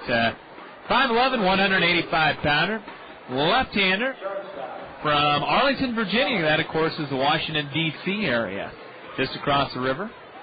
The Potomac. You knew that, though, John. Remember we told everyone you were the geography guy. Oh, yeah, right. And I was thinking Wichita was in Texas instead of Kansas. Ball one to the number 9 hitter, Justin Sellers. And there's a strike on the outside edge. Robert Romero pitched a third of an inning, allowed no runs on no hits, struck out one, walked one, and hit a batter. There's a tap to the right side. Beck dives for it, can't get it. Scott, my head was down. Was it a bunt or a swinging bunt? Absolutely beautiful bunt. All right, a bunt single for Justin Sellers as he bunted it to the right of the mound. Brad Beck dove headlong trying to get to it, but once it got by Brad, all Larry Infante could do was to come in and pick it up and give it back to Beck and tip his cap to Justin Sellers with the bunt single. Boy, what is it about this Kane County Ball Club, Scott? They just know how to win games. They do, and I think that's kind of what our bugaboo is right now. We talked about that, not doing the little things, not putting bunts down, hitting a batter on an 0-2 pitch. Exactly, things like that. You don't do that when you're winning baseball games, and I'm not saying it's going to stay that way forever, but right now anyway, that's what's happening. Here's another bunt, this one in the air, foul. Mark Trumbo comes racing in towards home plate from first, and it was a run and bunt. Justin Sellers was running, trying to steal second, and Mike Mazzaro was trying to bunt his way on. Kane County leads this game 6-5. What's really going to be discouraging, John, if we don't come back and take this game is the fact that you lose 4. I think it'll be a 2-6 homestand. You lose 4 in a row to the team you're chasing. Yeah. And they didn't throw their big gun at you. No, they have their best pitcher, Carney Lansford's son, who will pitch for them after the day off. And, yeah, it just hasn't gone our way on this homestand. And we needed to go 6-2 on the homestand. And hopefully we can rally here in the late going and make it a 3-5 homestand. A throw to first, and the runner picked off by Brad Beck. Well, that's going to help the Colonel cause here in the first half of the season. Brad Beck with a dandy pickoff of Justin Sellers. Seller, Scott, didn't even slide. No, he knew he was a dead duck over there. His first step was the second base, if you saw, John. And once that happened, there was no way he was going to get back. That was a great move right there by Beck. Brad's wearing a long-sleeve red shirt underneath his Colonel white, and here's a pitch poked over third down the left field line. Stantrell Smith in left gets it and holds Mike Mazzaro to a long single. Mazzaro, again, as Scott aptly described earlier this afternoon, just flicked his wrist at that pitch and hit a soft liner over the head of Travis Schlichting down the left field line. Shame we didn't get to see Jared Lansford, because you want to see guys that have that much talent. He's thrown a no-hitter already this year, I know. He's given up 8 hits in 23 innings. That's just amazing. A backdoor curve from Brad Beck misses outside, ball 1 to Nick Blasey, who's 0 for 4. Top of the 8th inning, 1 on, 2 out, and the Kernels trail by a run, 6-5. Well, his daddy was a pretty good hitter in his day. I think he won a batting title for Oakland. Or was it for the Red Sox? I think it was for Boston. Right-hander warming up at the bullpen for the Kernels. That's Ryan Aldridge. That's how badly Bobby Magallanes wants to break this Cougar vice grip on the Kernels. Change up from Beck, drops in for a strike called. Can't wait to hear the attendance. That should be coming up very shortly. Carney Lansford had a very unique swing. Right-handed hitter. Here's a high, lazy fly ball into right. Renz flicks his glasses down. Jordan under it, and Jordan hauls it in. Nick Blasey flies to right. No runs off Colonel lefty Brad Beck by the Cougars in the 8th inning. 2 hits, a man picked off. There were no Colonel errors, and King County leaves 1 man aboard. They've stranded 8. We go to the bottom of the 8th inning on this beautiful sunny Tuesday afternoon, and King County leads the Kernels 6-5. This is Colonel Baseball on the Colonel Radio Network.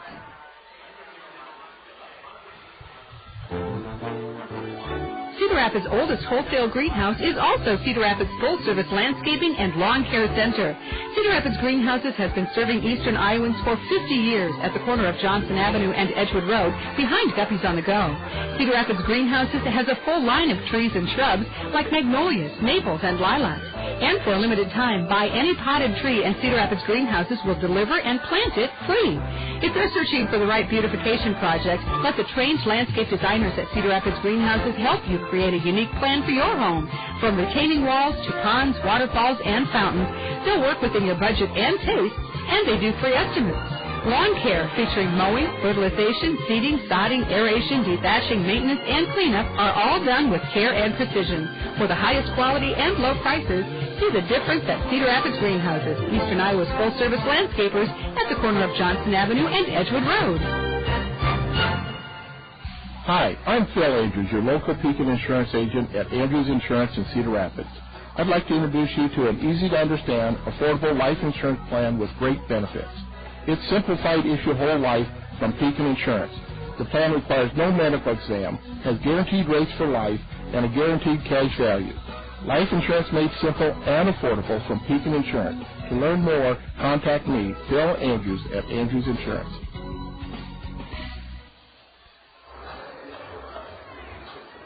Cleanup batter Jordan Renz, who slugged a 2-run homer in the first inning to take the Kernels to an early lead, leads off here in the 8th inning against the new pitcher Dan Fyvie, F-Y-V-I-E. Renz looks at strike 1 from Dan Fyvie.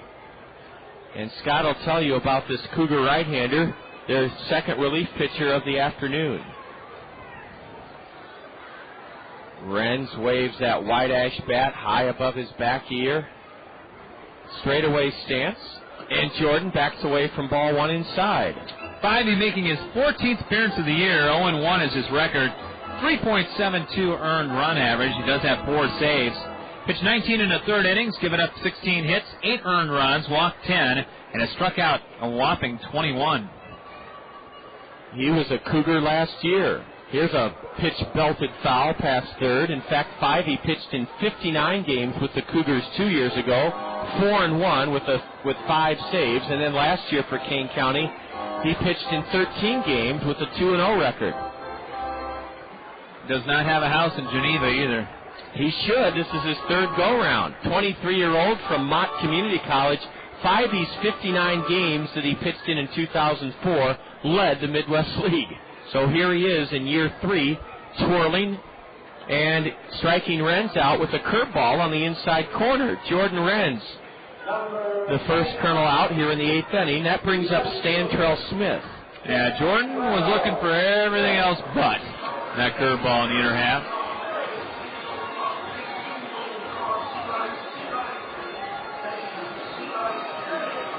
Stantrell Smith singled and was aboard on the 2-out, 2-run homer by Mark Trumbo in the 6th inning that gave the Colonels a short-lived 5-4 lead. Dan Fivey comes straight over the top and misses for ball 1. Fivey is from Flint, Michigan. That's basketball country. Sure is, especially if you're a Michigan Wolverine fan. I was wondering if he's a relation to Steve Smith. Here's a foul right over our heads. And it's 1-1. I don't know, was Steve Smith, I can't remember if he was from Flint, the Michigan State All-American. I can't either, Scott. I know that both the Spartans and Wolverines have recruited very well out of Flint, Michigan. Especially the Spartans. A high drive into deep left center, and it'll be caught 405 feet away on the track by Mike Mazzaro. Oh, if Stantrell could have pulled it just a smidge, that ball got up into the jet stream, Scott, and almost carried out over the 407 sign. Well, I tell you what, that's kind of the way this series has gone in a microcosm there, John, because anywhere else in this ballpark, that would have been gone by a long way. But he hit it to the deepest corner at the 407 mark, and like you said, he hit it 405 feet, and all that is a deep fly out for the second out. Barry Infante here in the bottom of the 8th with the bases empty and 2 gone, takes low and away. Kane County trying to win their 7th in a row. They have just been so solid in this series. Not eye-popping, not astounding, not looking like the best team in the league, but looking like a team that knows how to do all the little things to win ball games. And that's the difference. The Kernels have lost 4-0, 3-2 in 10 innings, and 6-4. Trail here today, 6-5. Ball 3 low to Larry Infante. Well, 2-out runs have also... Giving up 2-out runs have hurt the Kernels. Really hurt us. Larry will likely take a pitch. He does, and it's a strike called. Kane County, half-game lead over the surging Peoria Chiefs. The Kernels in 5th place, 6.5 out and 5 below 500. There's a 2-out walk, and usually those come back to burn you. Larry Infante walks. Mark Trumbo with the tying run at first. Belted his 6th of the year. With 2 out in the 6th inning, Trumbo's 1 for 3. Well, Scott, we talked about the good, your White Sox earlier this afternoon, the baseball fun fact. Here comes Gavin Alston, and Dale Brote likes to poke fun at Gavin Alston. He thinks Gavin takes too long getting out from the third base dugout to the mound and then back. Dale likes to comment on how slow. Remember Steve Renko in 1996? Could have read a small book by the time Rank made it out to the mound. And then back again. Scott, we've talked about the good Ozzie Guillen, and you and I don't relish in the Cubs' misery. We're not Cubs fans, but did you think that Derek Lee's loss would have the effect it has had? No, and I think the Cubs are kind of using it a little bit too much as an excuse. They've got guys not hitting. Jock Jones not hitting, a guy they spent a lot of money for, and a lot of people thought they should not have because they've got Felix P.A. ready to go in Des Moines. What are they going to do with him now? Juan Pierre has not hit this year. So it's, been coupled with the loss of Derek Lee. Ball one is high to Trumbo. Well, it'll be interesting if you mentioned the Angels may have to make some changes due to their horrible tailspin in the last 3 weeks. And I'm not sure how much longer the Cubs can stay pat. Boy, Mr. Shucks has a line of kids half a block long behind home plate, and he needs some help in terms, he's pointing to his watch. Somebody needs to help communicate to the kids what he means about signing autographs a little bit later this afternoon. Perhaps one of the Pep Squad members can talk for Mr. Shucks. He's trying to tell the kids in a nice way he can't sign right now. A pitch outside, a throw to first, and the runner gets back. Those kids seem to understand, though, Scott, when Mr. Shucks points at his watch, and then I think they know he will sign later. Yeah. It's Shucks talk. Yes. But he can't talk. One little girl looks, she so badly wants to get his autograph, but if she'll be patient, he'll sign after the game. The 2-0 to Trumbo. Slider, look good from here, ball 3 according to the plate umpire. Not a cloud in the sky and brilliant sunshine here this afternoon. Glad to have you with us in the zone. Charlie Nine's hovering. Captain Bobby Ratcliffe.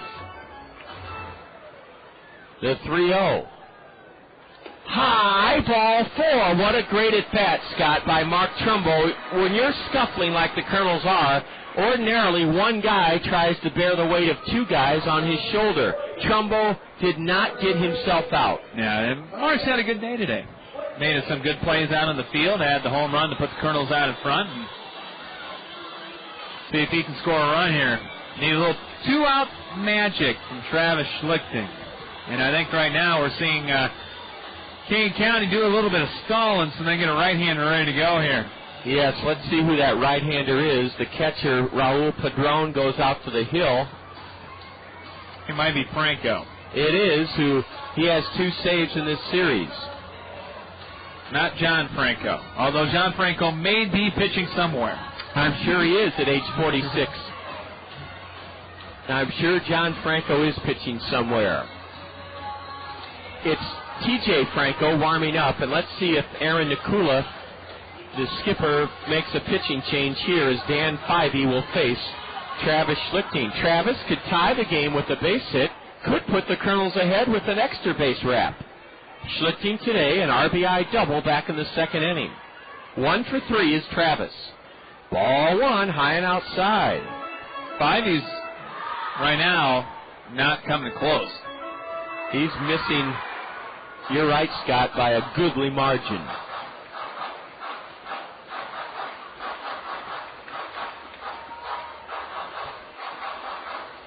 Kernels got the bullpen going as well with a right-hander up there still. Aldridge. Breaking pitch upstairs, 2-0 to Travis Schlichting. Bobby Magianis flashing signs to both base runners. Infante, the tying run at second. Trumbo, the go-ahead run at first. Schlichting ahead 2-0. Scott, do you have him swing? If he likes it, I say yeah. Here's the 2-0. High, and again, Scott, nowhere near. It looks like the Cougars are going to have to go to their right-hander, T.J. Franco, at any moment. Dan Fyvie has unleashed a streak of wildness here.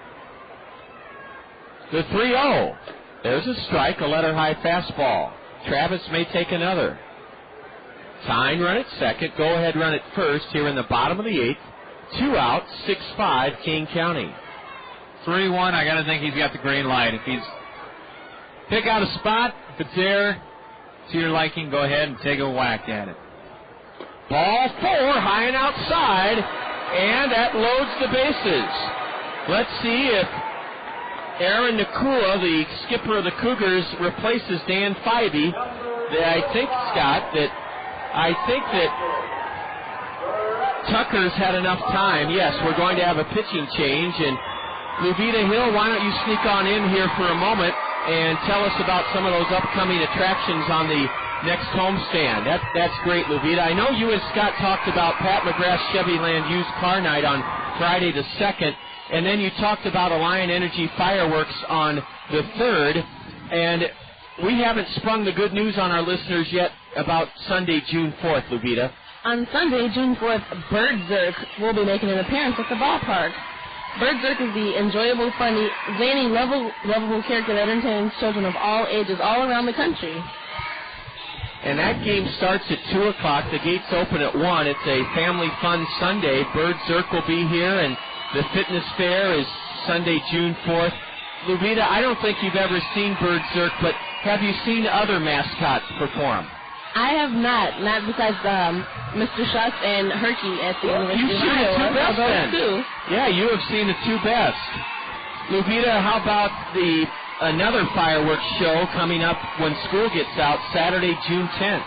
June 10th is also another fireworks show. For that game, you'll see the Kernels play against the Wizards. And those will be sponsored by the Bank of the West. Will sponsor those fireworks. Yes, on June 10th. And for that game, gates open at 6. For a 7 o'clock start. And then the famous Sky Dogs will be coming soon. Yes, Bark in the Park is Sunday, June 11th. Bring your dog on down. The gates open at 1 o'clock for that game. And you can come and participate in the parade with your dog prior to the game. And you know, Luvita, I think the White Sox were the first team that started that promotion. We'll check with Scott Unash here in a moment, but I think the White Sox were the first big league team to have a Bark in the Park where the dogs got in free and they could sit in the bleachers and be groomed and have a bath and everything. Oh, wow. I've never heard of this Bark in the Park. It's a great promotion. Lots of fun in store after the 8-game road trip, which starts Friday. Luvita Hill, Colonel Broadcast Assistant, handing the baton back to Scott Unash. Scott, I think it was your White Sox that started Bark in the Park. Yeah, they did. It's probably been 5, 6, 7 years ago now. Yeah, it's been an immensely popular attraction. Yes, it has, on the south side. T.J. Franco Jr. coming on. He's had a good series so far, making his 7th appearance of the year, 2-0, 2.79 earned run average. 2 saves, both in this particular series. 9 2/3 innings pitched, 9 hits, given up 3 earned runs, walked 2, and has struck out 7. League on the season inning, 257 against the right-hander Franco. Pinch runner at second for Trumbo, Madison Edwards. He's carrying the go-ahead run. Scott's right. TJ has 2 saves in this series. Brett Martinez with the bases loaded and 2 out. A curve way high, ball 1. The Kernels trail here in the 8th inning, 6-5. Have the tying run Infante at third. The go-ahead run, pinch runner Madison Edwards for Trumbo at second and Schlichting at first. Brett Martinez has struck out and walked twice today. Double-barreled action now in the Colonel Buffalo. Well, actually, it's Dallas Morris is getting loosened up. He'll play first.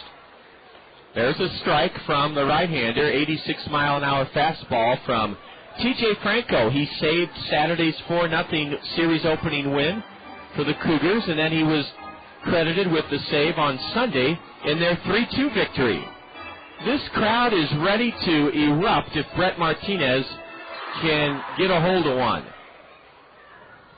The 1-1. Curve and strike 2 as Brett took a check swing. Bobby Magallanes all over the base umpire. I didn't know if Brett went around. I thought he did, Scott, but obviously the crowd and Bobby did not. You don't see Bobby get on the blue too often. Martinez tried to hold up on a breaking pitch, and it's strike 2. 1 ball, 2 strikes. Listen to the crowd.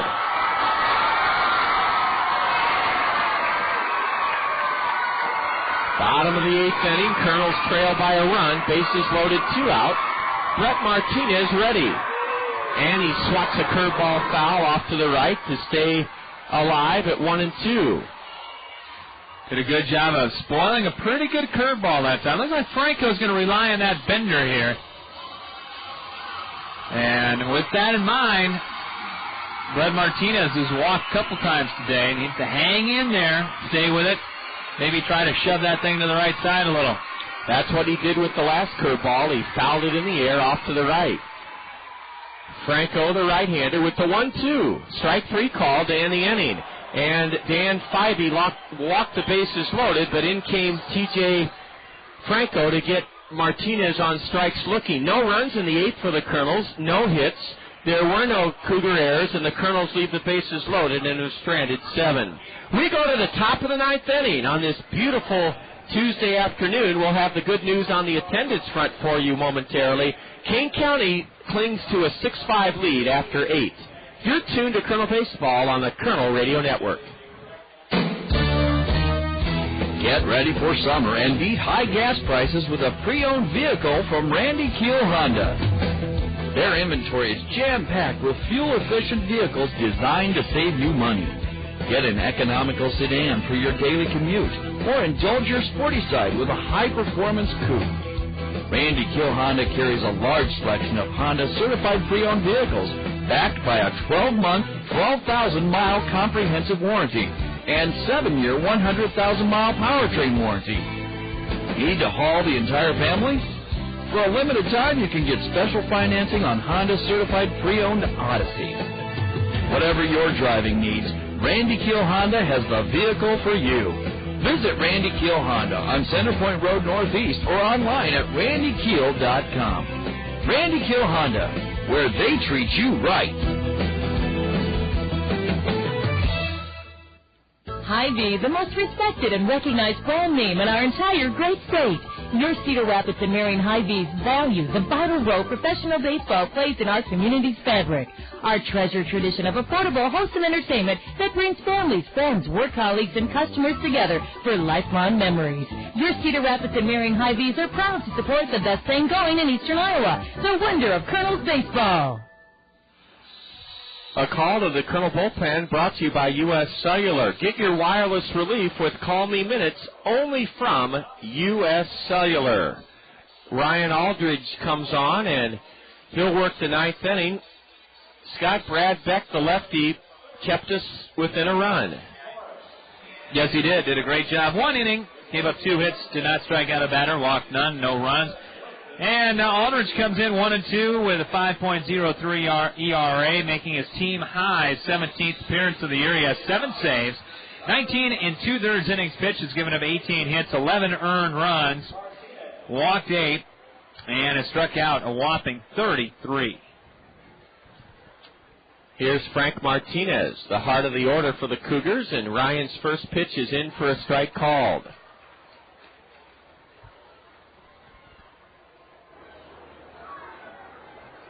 6-5 Kane County, and we're in the top of the 9th inning. Swinging a foul straight back by Martinez, who walked with 2 outs and scored in Kane County's 2-run 7th inning. Wish we could have that inning back. We walked 2 batters with 2 out. A breaking pitch. The Kernels wanted the call, didn't get it from the plate umpire. 1-2 now to Frank Martinez. Ryan Aldridge worked here last night in the 6-4 loss. Fastball upstairs, ball 2. Middle of the order has been the problem spot today. Kane County's gotten a lot of mileage out of those guys. They sure have in the 4th and 7th innings. A fastball is looped foul off to the left. 2-2. Well, Scott, we ask Bob Brooks on Brooks at Bat on the South Slope Communications Triple Play Show what he thought of the Minnesota legislature passing the over $5 million go-ahead for a stadium in the Twin Cities. Here's a high fly ball spanked into straightaway center. Brad Kuhn cuts back and reaches high to nab it. That pitch, or that ball got up in the wind and sailed further than I thought it would, but it was caught by Kuhn. Governor Ventura, Jesse Ventura, was adamantly opposed to any public funding for a new Twin Stadium, but he's gone now. And what are your thoughts? I think it's long overdue. This should have happened, 10 years ago. A ground ball to shallow short. Heinley Stacia has it and throws out Jeff Baisley. 2 away here in the top of the 9th inning with the Cougars leading 6-5. It's been a long time coming, John, and we talked about it yesterday afternoon on the show, but the Twins have done a great job, even with the handicaps they've had with the stadium situation, not getting basically anything extra funding out of the Metrodome. And look how well they've done over the past few years. Now, A ground ball hit sharply to short. Stacia has it. On to first for the out. An easy 1-2-3 inning for Ryan Aldridge.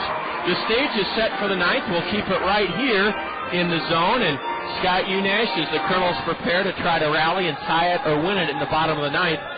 You're saying that the Twins will flourish with the stadium Bob said will be built behind the Target Center in Minneapolis. Yep, downtown Minneapolis. It's going to be a great place for it. Everything is right there, basically within walking distance. Hotels. Obviously, the big problem is going to be the parking situation, but it's not going to be any different than what the Metrodome is right now. So, and I think the Gophers are getting a new stadium too. Bob said the same thing. So it's funny how things work in Minnesota. They are a high-tax state with a progressive past. Some would say a liberal past, and there's nothing wrong with either of those, but they have been, as you said, very reticent. Looking back, was the Metrodome a mistake, or was it the right time in the early 80s to build a facility, as Bob said, to bring everybody under one roof? I think the Gopher football program would argue that it was a colossal mistake to ever tear down Memorial Stadium. Well, yes and no. Memorial Stadium, quite frankly, probably needed to be torn down.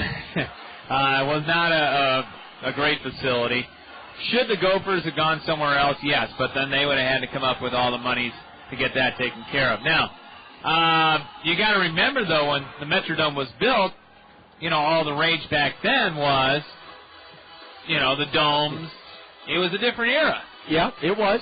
Then along came Camden Yards, and everything changed in every sport, basically, and you went to not only the retro look, but you also went to the skyboxes and everything. Before that, you had the Sky Dome. Everyone thought the Sky Dome was the biggest deal, and that was the predecessor for the Metrodome. Yeah, the Metrodome was built in '82, and that's why Governor Ventura was against any public funding. Now, I'm glad the Minnesota State Legislature approved. However, for some reason, Carl Pohlad is not well liked in the Twin Cities. There are some people that think he's a billionaire and that he could have afforded to pay for it. Well, moths sometimes fly out of Carl's billfold when he opens it. Right, Jeff Johnson next door? In other words, he's pretty tight. Some say. Moths fly out of his billfold. Some say. That's just rumor. Heinley Stacia, the top of the order for the Kernels, in the bottom of the ninth, 6-5 Kane County to face T.J. Franco. And there's a strike called from Franco. He's trying to save his third game in this series. This has been another tough afternoon for the Kernels, but we could turn it all around here in the ninth. Top of the order, too. Heinley backs away from a pitch inside, ball one. Trying to set something up, maybe that curve from Franco on that outside corner. Kane County outfield all day has been very deep, John. Because of that wind, but so far the Kernels haven't. Here's a drive into shallow right, and it's caught by Jose Pineda. Well, Heinley hit it pretty well, Scott. Yeah, he had a line drive out there. That actually kind of fooled Pineda a little bit. Kind of knuckled on him a little bit. But came up with the chest-high grab. One away, and here's Marco Albano, who's 2 for 4. Just hard to figure out what it is that we need to correct to start playing winning baseball. As Scott said earlier, the little things, the attention to base running, and here's a high drive into right. Pineda drifts back in front of the track. 2 gone here in the ninth inning. Marco Albano, first pitch swinging, flies to deep right, and now Kane County's within an out of winning their 7th in a row. Everyone in the Kernel lineup has been on base today. 8 of the 9 have hits. Man, yet we're trailing 6-5, all because, well, not all because, but due in large part to a pair of 2-out walks back in the 7th inning when the Kernels led the game 6-5. And a hit batsman. Or 5-4, yes, and a hit batsman on an 0-2 pitch. But we're still alive. Here's Brad Kuhn. Tries to bunt and misses, or ball one misses low. 6-5 Kane County. I was hoping we'd be 6-2 on this homestand, and unless we rally here in the ninth with 2 out and nobody on, down by only a run, it'll be a 2-6 homestand. Well, Kuhn can get on. Jordan Renz will bat. That's right. Ball 2 outside to Brad. So let's see if the Kernels can stay the course and muster a rally here. I think Kuhn might be taken here. You never know. Brad ahead 2-0. Takes high, ball 3. Yes, sir, Scott. I like if Kuhn can get on and maybe swipe second, get a base hit from Renz, and we've got ourselves a tie ball game. Well, it'll be interesting to see if Brad does get on, that if they will send him. I'm not sure I do with Renz's home run ability. Sure. Or extra base ability. Well, let's get Brad on. Strike 1 on the outside corner from T.J. Franco. 6-5 Cougars. Bottom of the ninth inning, 2 away, nobody on, and Brad Kuhn ahead, 3-1. Brad, a left-handed hitter, batting third for the first time this season in the Allen Motor Company lineup. Tucker brings it upstairs, ball 4.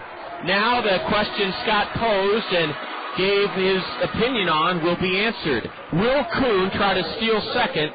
You risk taking the bat out of Jordan Renz's hand, and I agree with your concern, Scott. It'll be interesting. Interesting dilemma here for Bobby. Here comes Gavin Alston.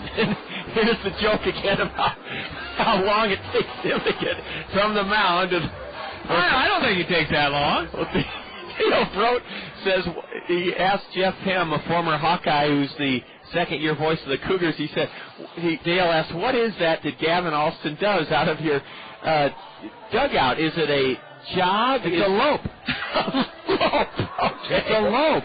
Well, Jeff Hem said he wasn't sure what he'd call it, but here's Gavin loping back across the foul line into the Cougar third base dugout. Oh, brother, you got to have fun no matter what the score and what the situation. 3,632 have had a blast here this afternoon. We're glad you're with us here in the zone as we approach the top of the hour. Tying run at first, 2 out. Winning run at the plate, Jordan Renz. Throw to first, a leisurely toss by T.J. Franco. You're enjoying this action on 1600 AM, ESPN Radio, KCRG, Cedar Rapids.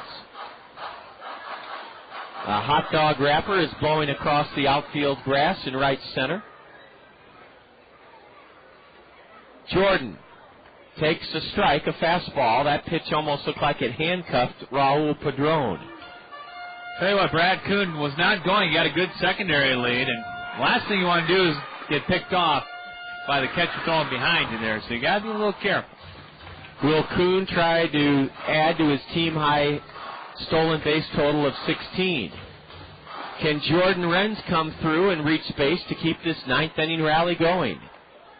Ball 1 just missed outside. T.J. Tucker winces T.J. Franco winces at the plate umpire. That was a close ball 1 to Renz. Right on. Looked pretty good, but call goes to the Kernels.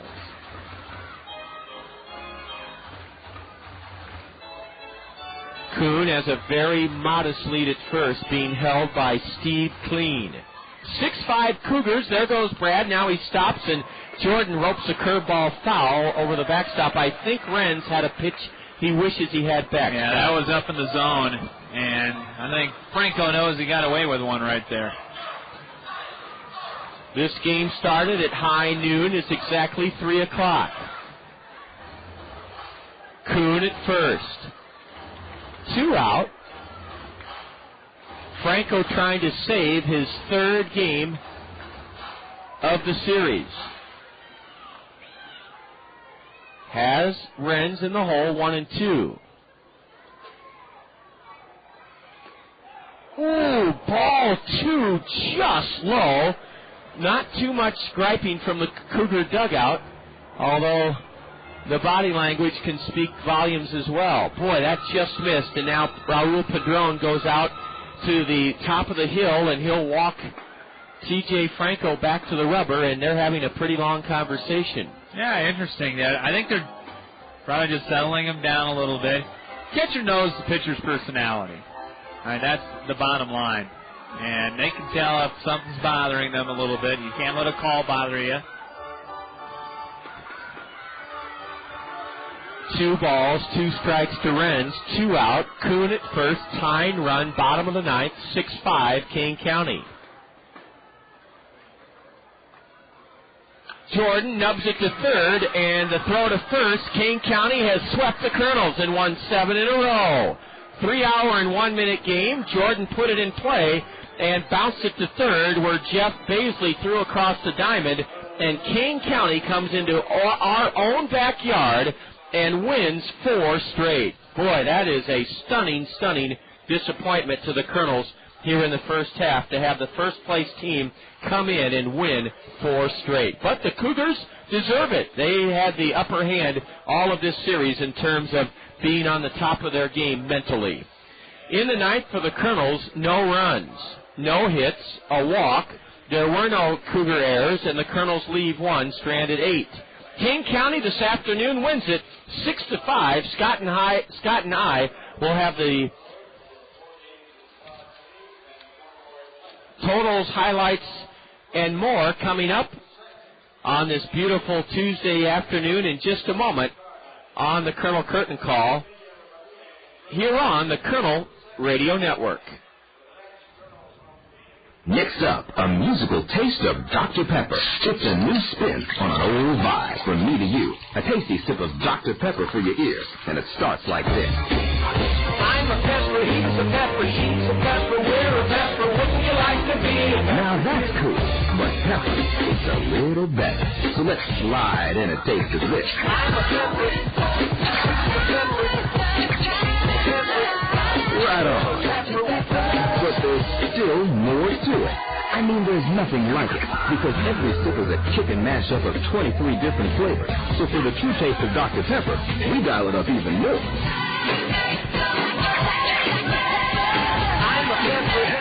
You know it. With 23 flavors mixed into one bold taste, every sip is a cool mix of music to your mouth. Woo! Dr. Pepper, there's more to it.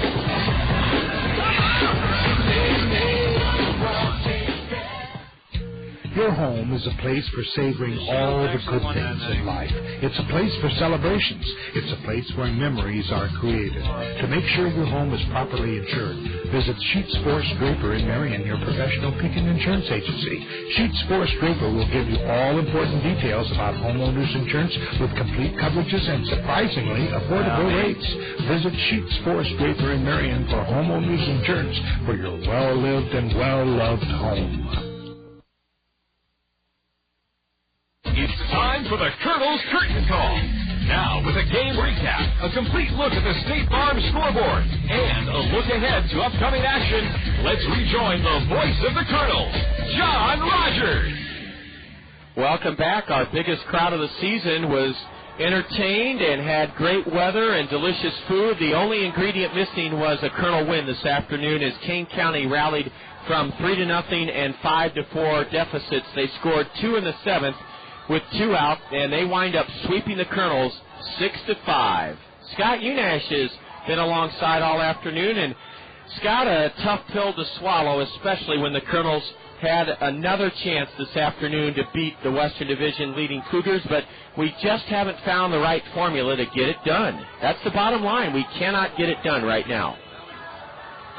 Talked in the pregame, John, about the little things, and little things hurt today. 2-out walks, hit batter with 2 outs, things like that, not holding a couple of leads when you have an opportunity to do so. And especially at home. Yeah, at home, and against the team in front of you that you're chasing, and that's what really hurts here today. Kernels did take a 2-0 lead in the bottom of the first inning when Jordan Renz slugged his 10th home run of the year. RBIs 37 and 38. He brought home Heinley Stacia, who had doubled off of starter Trey Shields. And the Kernels, after 1, led it 2-0.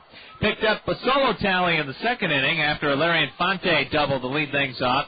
He was pushed over to third by Mark Trumbo. Travis Schlichting then came through with an RBI double, and that made the score at that point 3-0 in favor of the Kernels. Could have had more, but Schlichting was thrown at the plate trying to score from second on a wild pitch. All changed in the 4th inning in a big hurry when Kane County put up 4 on the board. A Martinez double led it off. Jeff Baisley with an RBI. He was pushed over to second on a Brad Kuhn fielding error. Anthony Recker then walked. Then Steve Clean came through with a 2-run double into left center field. That tied the game at 3. And then Kane County took the lead on a Jose Pineda sacrifice fly to center field, and that gave the Cougars a 4-3 lead. As mentioned, Kernels did come back to take the lead again. Mark Trumbo, line drive home run, his 6th of the year. RBIs 18 and 19. A 2-run line drive shot over the Randy Keel Confidence Pavilion in left field gave the Kernels at that time a 5-4 lead. But then the faithful 7th inning for Kane County, they sent 8 to the plate, came up with only 1 hit, but they scored 2 runs. Total of 3 walks, a hit batter, and a double for Kane County. Plated a couple runs, and the Cougars took the lead that they would not relinquish here this afternoon. Final line score in this one for the Cougars of Kane County as they sweep the Kernels. 6 runs, 6 hits, no errors. They lead 8 aboard. Cedar Rapids 5 runs, 9 hits, 2 errors. They lead 8 on as well. Trey Shields gets the win. He's 3-5 on the season. The save, 3rd of the series, goes to T.J. Franco. And for the Kernels in relief, Tim Jajurgis was the loser. He is now 0-2. Time of the game, 3 hours and 2 minutes. And this one played in front of a crowd of 3,632 on this beautiful Tuesday afternoon at the stadium. Well, Scott, thank you so much. I want to give you the option now with your busy schedule and this lovely day to get out and enjoy it. Luvita will help us with the State Farm Major League scoreboard. We have the PRC play of the game coming up. We are looking forward, hopefully, Scott, to this kind of weather tomorrow at noon because you'll be joining us at Wildcat. Yeah, we're going to have fun tomorrow. There's still time if you want to call Jessica here at the office. Get signed up for the Colonel Golf outing out at Wildcat, 18-hole golf course. Nice course out at Shellsburg, easy to get to, and we'll see what happens. Jason Johnston and I are going to tee it up. You'll be in a foursome with myself, or a fivesome with myself, Dale Brote, and Madison Edwards. And then Jason and I? Yes. How about that? Well, does Madison know about our golf? He knows about how great you are, but we haven't broken the news to him yet about my handicap. Now, you're not driving a cart, though, John, right? I hope not. Okay. We're not going to say anything. We told you about good stories out of this golf outing. And we're not even going to mention what happened one year at Hunter's Ridge in a cart. Well, I'll tell you, Madison, he saw the fivesomes posted, and he looked me in the eye with a big smile and said, "John, what's your handicap?" And I had to level with him. I said, "Madison, it's my swing." And he turned and said, "You mean I'm going to have to carry you all day?" And I said, "Pretty much, Madison, a stick? Pretty good golf." Wow, all right. Well, we'll go for this thing. Well, Scott, this has been a pleasure having you aboard. I know you were looking forward to it for the last couple of weeks when you saw it was open on your schedule, and we thank you so much, you and Bob Brooks, who was with us for Brooks at Bat, and Colonel Broadcast Assistant Levita Hill. We had a lot of fun here this afternoon. So did the big crowd, and thank you for being with us. Well, John, appreciate it. We'll get back here soon. And you go to, what, Clinton and Davenport now? Davenport and Clinton. And, Scott, give us a call if one of those commutes would work for you. I think you'd love both ballparks. Yeah, I haven't been to to either park since they revitalized them. So, and you'll have to find out what's happening over in Davenport with that whole situation. So yeah. I'm interested to hear about that. Okay. We'll do that. Scott Unash with the first segment of our Colonel Curtain Call, giving us the Colonel, or the recap of a Cougar sweep as they win at 6-5 here this afternoon. Stand by. Up next, we have the PRC play of the game here on the Colonel Radio Network. Fairfax State Savings Bank is paying you to come to the ballpark every Wednesday this season. You heard right. Fairfax State Savings Bank is paying you to come to Veterans Memorial Stadium every Wednesday this season. The first 750 of you Colonel fans to enter the gates before Wednesday's home game will receive an envelope full of money inside from Fairfax State Savings Bank. Each of those 750 envelopes will contain a greenback up to a $100 bill. Fairfax State Savings Bank, free money Wednesdays. Come early to line your pocket with cash. There's a lot you can do to satisfy your taste for Italian. You can marry one. Do you, Susan Smith, take Giuseppe Florentina? You can drive one. Or you can go to Zio Giano's and feast on Zio's homemade bread, pizzas, and pasta, authentically prepared to Zio Giano's famous Italian style. Zio Giano's for the hometown taste of Italy. Come to Zio Giano's, the pasta makes you zero. Come to Zio Giano's for real Italiano. Come to Zio Giano's, the pasta makes. Welcome back on the Colonel Curtin Call here in the zone. A season-high 3,632 saw the Kernels bow to Kane County today 6-5. The Kernels finished their 8-game homestand with a disappointing record of 2 wins and 6 losses. PRC is proud to support the communities where their employees live and work, and this afternoon the Kernels got a pair of 2-run homers, one by Jordan Renz in the first, one by Mark Trumbo in the 6th inning that gave the Kernels a short-lived 5-4 lead, and that added to PRC's amazing total. The Kernels have slugged 28 home runs, and every one of them worth $25 from PRC to the Haycap Food Reservoir, and the 2 Kernel home runs now mean that PRC's Community Care has donated $725 to the Haycap Food Reservoir in PRC's Home Runs for the Hungry campaign. Our PRC play of the game took place in the 3rd inning. Tommy Mendoza pitched his heart out here today, the 18-year-old Colonel right-hander, protecting a 3-0 lead in the 3rd.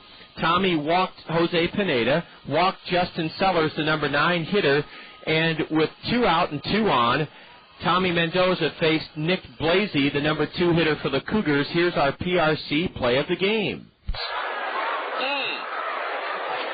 Just what we wanted to avoid, what Scott said, the scenario whereby with 2 out, both Pineda and Sellers will be off on this payoff pitch. From the Colonel 18-year-old to 24-year-old Nick Blasey. Swing and a miss! Wow! Tommy Mendoza with a low sinking fastball gets Nick Blasey swinging to keep the Colonel lead intact here in the 3rd inning. And that's why we chose Tommy Mendoza's strikeout of Nick Blasey that kept the Kernels ahead 3-0 after 3 as our PRC play of the game. We'll be back in just 30 seconds here on the Colonel Radio Network with a complete look at all the action tonight on the State Farm Major League scoreboard. The final today, Kane County completes a 4-game sweep of the Kernels with a 6-5 win. Stay tuned for a look ahead at tonight's action in the big leagues on the State Farm Major League scoreboard. This is Colonel Baseball on the Colonel Radio Network. The hottest feature in beautiful Veterans Memorial Stadium is the coolest place. It's the Whirling Waters Home Run Hot Tub. How can you and your friends relax and splash it up from the most coveted spot at the ballpark? Simply register at Center Point in Westdale Mall and listen. If you're selected as the winner, you'll enjoy the ultimate entertainment experience. AquaJet Stream Comfort atop the left field wall in the Whirling Waters Home Run Hot Tub. Brought to you by Westdale Mall and Whirling Waters. Your chance to splash it up. The Kane County Cougars have roared to their 7th straight win this afternoon before a season-high crowd of 3,632. Kane County rallied past the Kernels and edged our ball club 6-5. There is a full slate of games this evening for you to look forward to, and State Farm Insurance agents Gary Schubat, Dale Thompson, Al Shetler, and Brad Dunn bring you this complete look at the upcoming games tonight on the State Farm Major League slate. And with that, here's Colonel Broadcast Assistant Luvita Hill. In the American League, we have the Yankees and the Red Sox at Fenway Park. The Devil Rays and Blue Jays will tangle at Rogers Stadium. The Angels and Rangers will square off at Ameriquest Field. The White Sox will entertain the A's at U.S. Cellular Field. The Indians and Twins will go at it at the Metrodome. The Royals and Tigers at Kauffman Stadium. And the Orioles and Mariners will square off at Safeco Field. In the National League, the Cubs and Marlins will go at it at Dolphin Stadium. Astros and Nationals at RFK Stadium. The Brewers and Reds will tangle at Great American Park. The Mets will host the Phillies at Shea Stadium. The Pirates and Diamondbacks will go at it at Chase Ballpark. The Braves and Padres at Petco Park. While the Rockies and Dodgers will go at it at Dodger Stadium, and the Cardinals and Giants at SBC Park. Fantastic look ahead at action tonight on the State Farm Major League Scoreboard, sponsored by State Farm Insurance agents Gary Schubat, Dale Thompson, Al Shetler, and Brad Dunn. Well, Levita Hill, Scott and I were kind of racking our brains to think, what can the Colonel Ball Club do to turn it around? And you're no baseball expert, and that's not a knock on you, Levita. That's why one of the reasons we're glad to have you, because you're fresh, you're eager to learn, you're picking up things quicker than a jiffy, you're helping us in all aspects of our operation. But I want to get a young person's perspective you've played athletics at the highest levels in the Chicagoland area. Is it a good thing the Kernels have a day off tomorrow to regroup, or is there any type of advice, if you had their ear, that you would give them in a positive vein, or would you give them a little kick in the rump and say, hey, guys, how would you handle it? Well, I do think it is good that they have the day off tomorrow. They do need to refresh themselves. They did seem a little more energized today at that noon game than they normally do at the night games. Good. You felt that? I did feel that. They were a little more energized because of the day. Maybe it's the sun. Maybe the sun. Good. Maybe the big crowd. It could have been that also. Maybe it was the schools cheering for them. They were very loud today. Yeah, they were. The kids were behind the ball club every inning. But if I were going to talk to them, I would tell them what they did right, and I'd ask them, how they felt about the games, and then I'd go into maybe some improvements or some things that could be changed. But I would give them positive feedback first. I would, too, because the one thing we have to bear in mind, Levita, this Colonel Ball Club, the hard part that it makes it extra agonizing is we're so close. It's not like we're getting blown out. I know, and that just makes it more and more difficult for them, so I'm sure they're beating themselves up just as much as everyone else is about that. Well, guys, if you're tuned in downstairs showering, we stand behind you. Yes, it's hard we're going to leave with our tail between our legs this afternoon because the first-place team came in and beat us 4 straight, but we salute the Kane County Cougars. They earned every win, and I think Levita's right. Day off, and 2/3 of the ball club will be at the golf course in Schellsburg tomorrow at noon, along with Levita Hill and Sonia Massey and Jessica Ferguson, myself, Scott Unash, and hopefully the ball club can retool. And sometimes an 8-game road trip, this will be commuters on the Tri-State Travel Motor Coach to Davenport and to Clinton. Sometimes those trips together form a bonding mechanism and increase cohesion. The Kernels certainly need to try to turn things around pretty quickly now because our record has sunk to 6 games below 500. I never would have believed that when this ball club hit the field early in April. I just think we have too much talent to be squandering or to languish 6 games below 500. But like Levita, Scott, and I agreed, the Kernels have played well enough to be 26-20 rather than 20-26. We just can't seem to put all the components together and have plenty of time to do that with yet a good month left in the season's first half. Well, let's look ahead. Our game on Thursday evening is at 7 o'clock at John O'Donnell Stadium. We'll greet you with the South Slope Communications Triple Play Show. At 6:40, we'll be in the zone on Thursday night, KCRG 1600, and then be back on KMRY for the Friday night game at 7 o'clock. Remember, that game Friday night will be seen on Channel 22 with legendary Hall of Fame sportscaster Bob Brooks, teaming up with his son Robbie Brooks to bring you live baseball on television Friday night on Channel 22. Levita Hill, it's been a wonderful long homestand. You've helped us in the community. You're growing each and every time that you help us on the air, and hopefully we can get our house back in order and start winning some ball games very soon because the crowds sure have been enthusiastic. Well, thank you, John, for allowing me to be on the radio station with you and for working with you. And, yes, I do believe in these Kernels, and I think we'll get it back. I think we will, too. We really have no other choice now but to try to rest up, regroup, and play winning baseball starting Thursday night. Thanks to Scott Unash, who's headed out on this lovely Tuesday afternoon. Again, the final score, Kane County 6, the Kernels 5. Four-time state broadcaster of the year, Scott Unash, and Colonel Broadcast Assistant Levita Hill. I'm John Rogers, wishing you a great rest of this beautiful Tuesday afternoon. This has been Colonel Baseball on the Colonel Radio Network.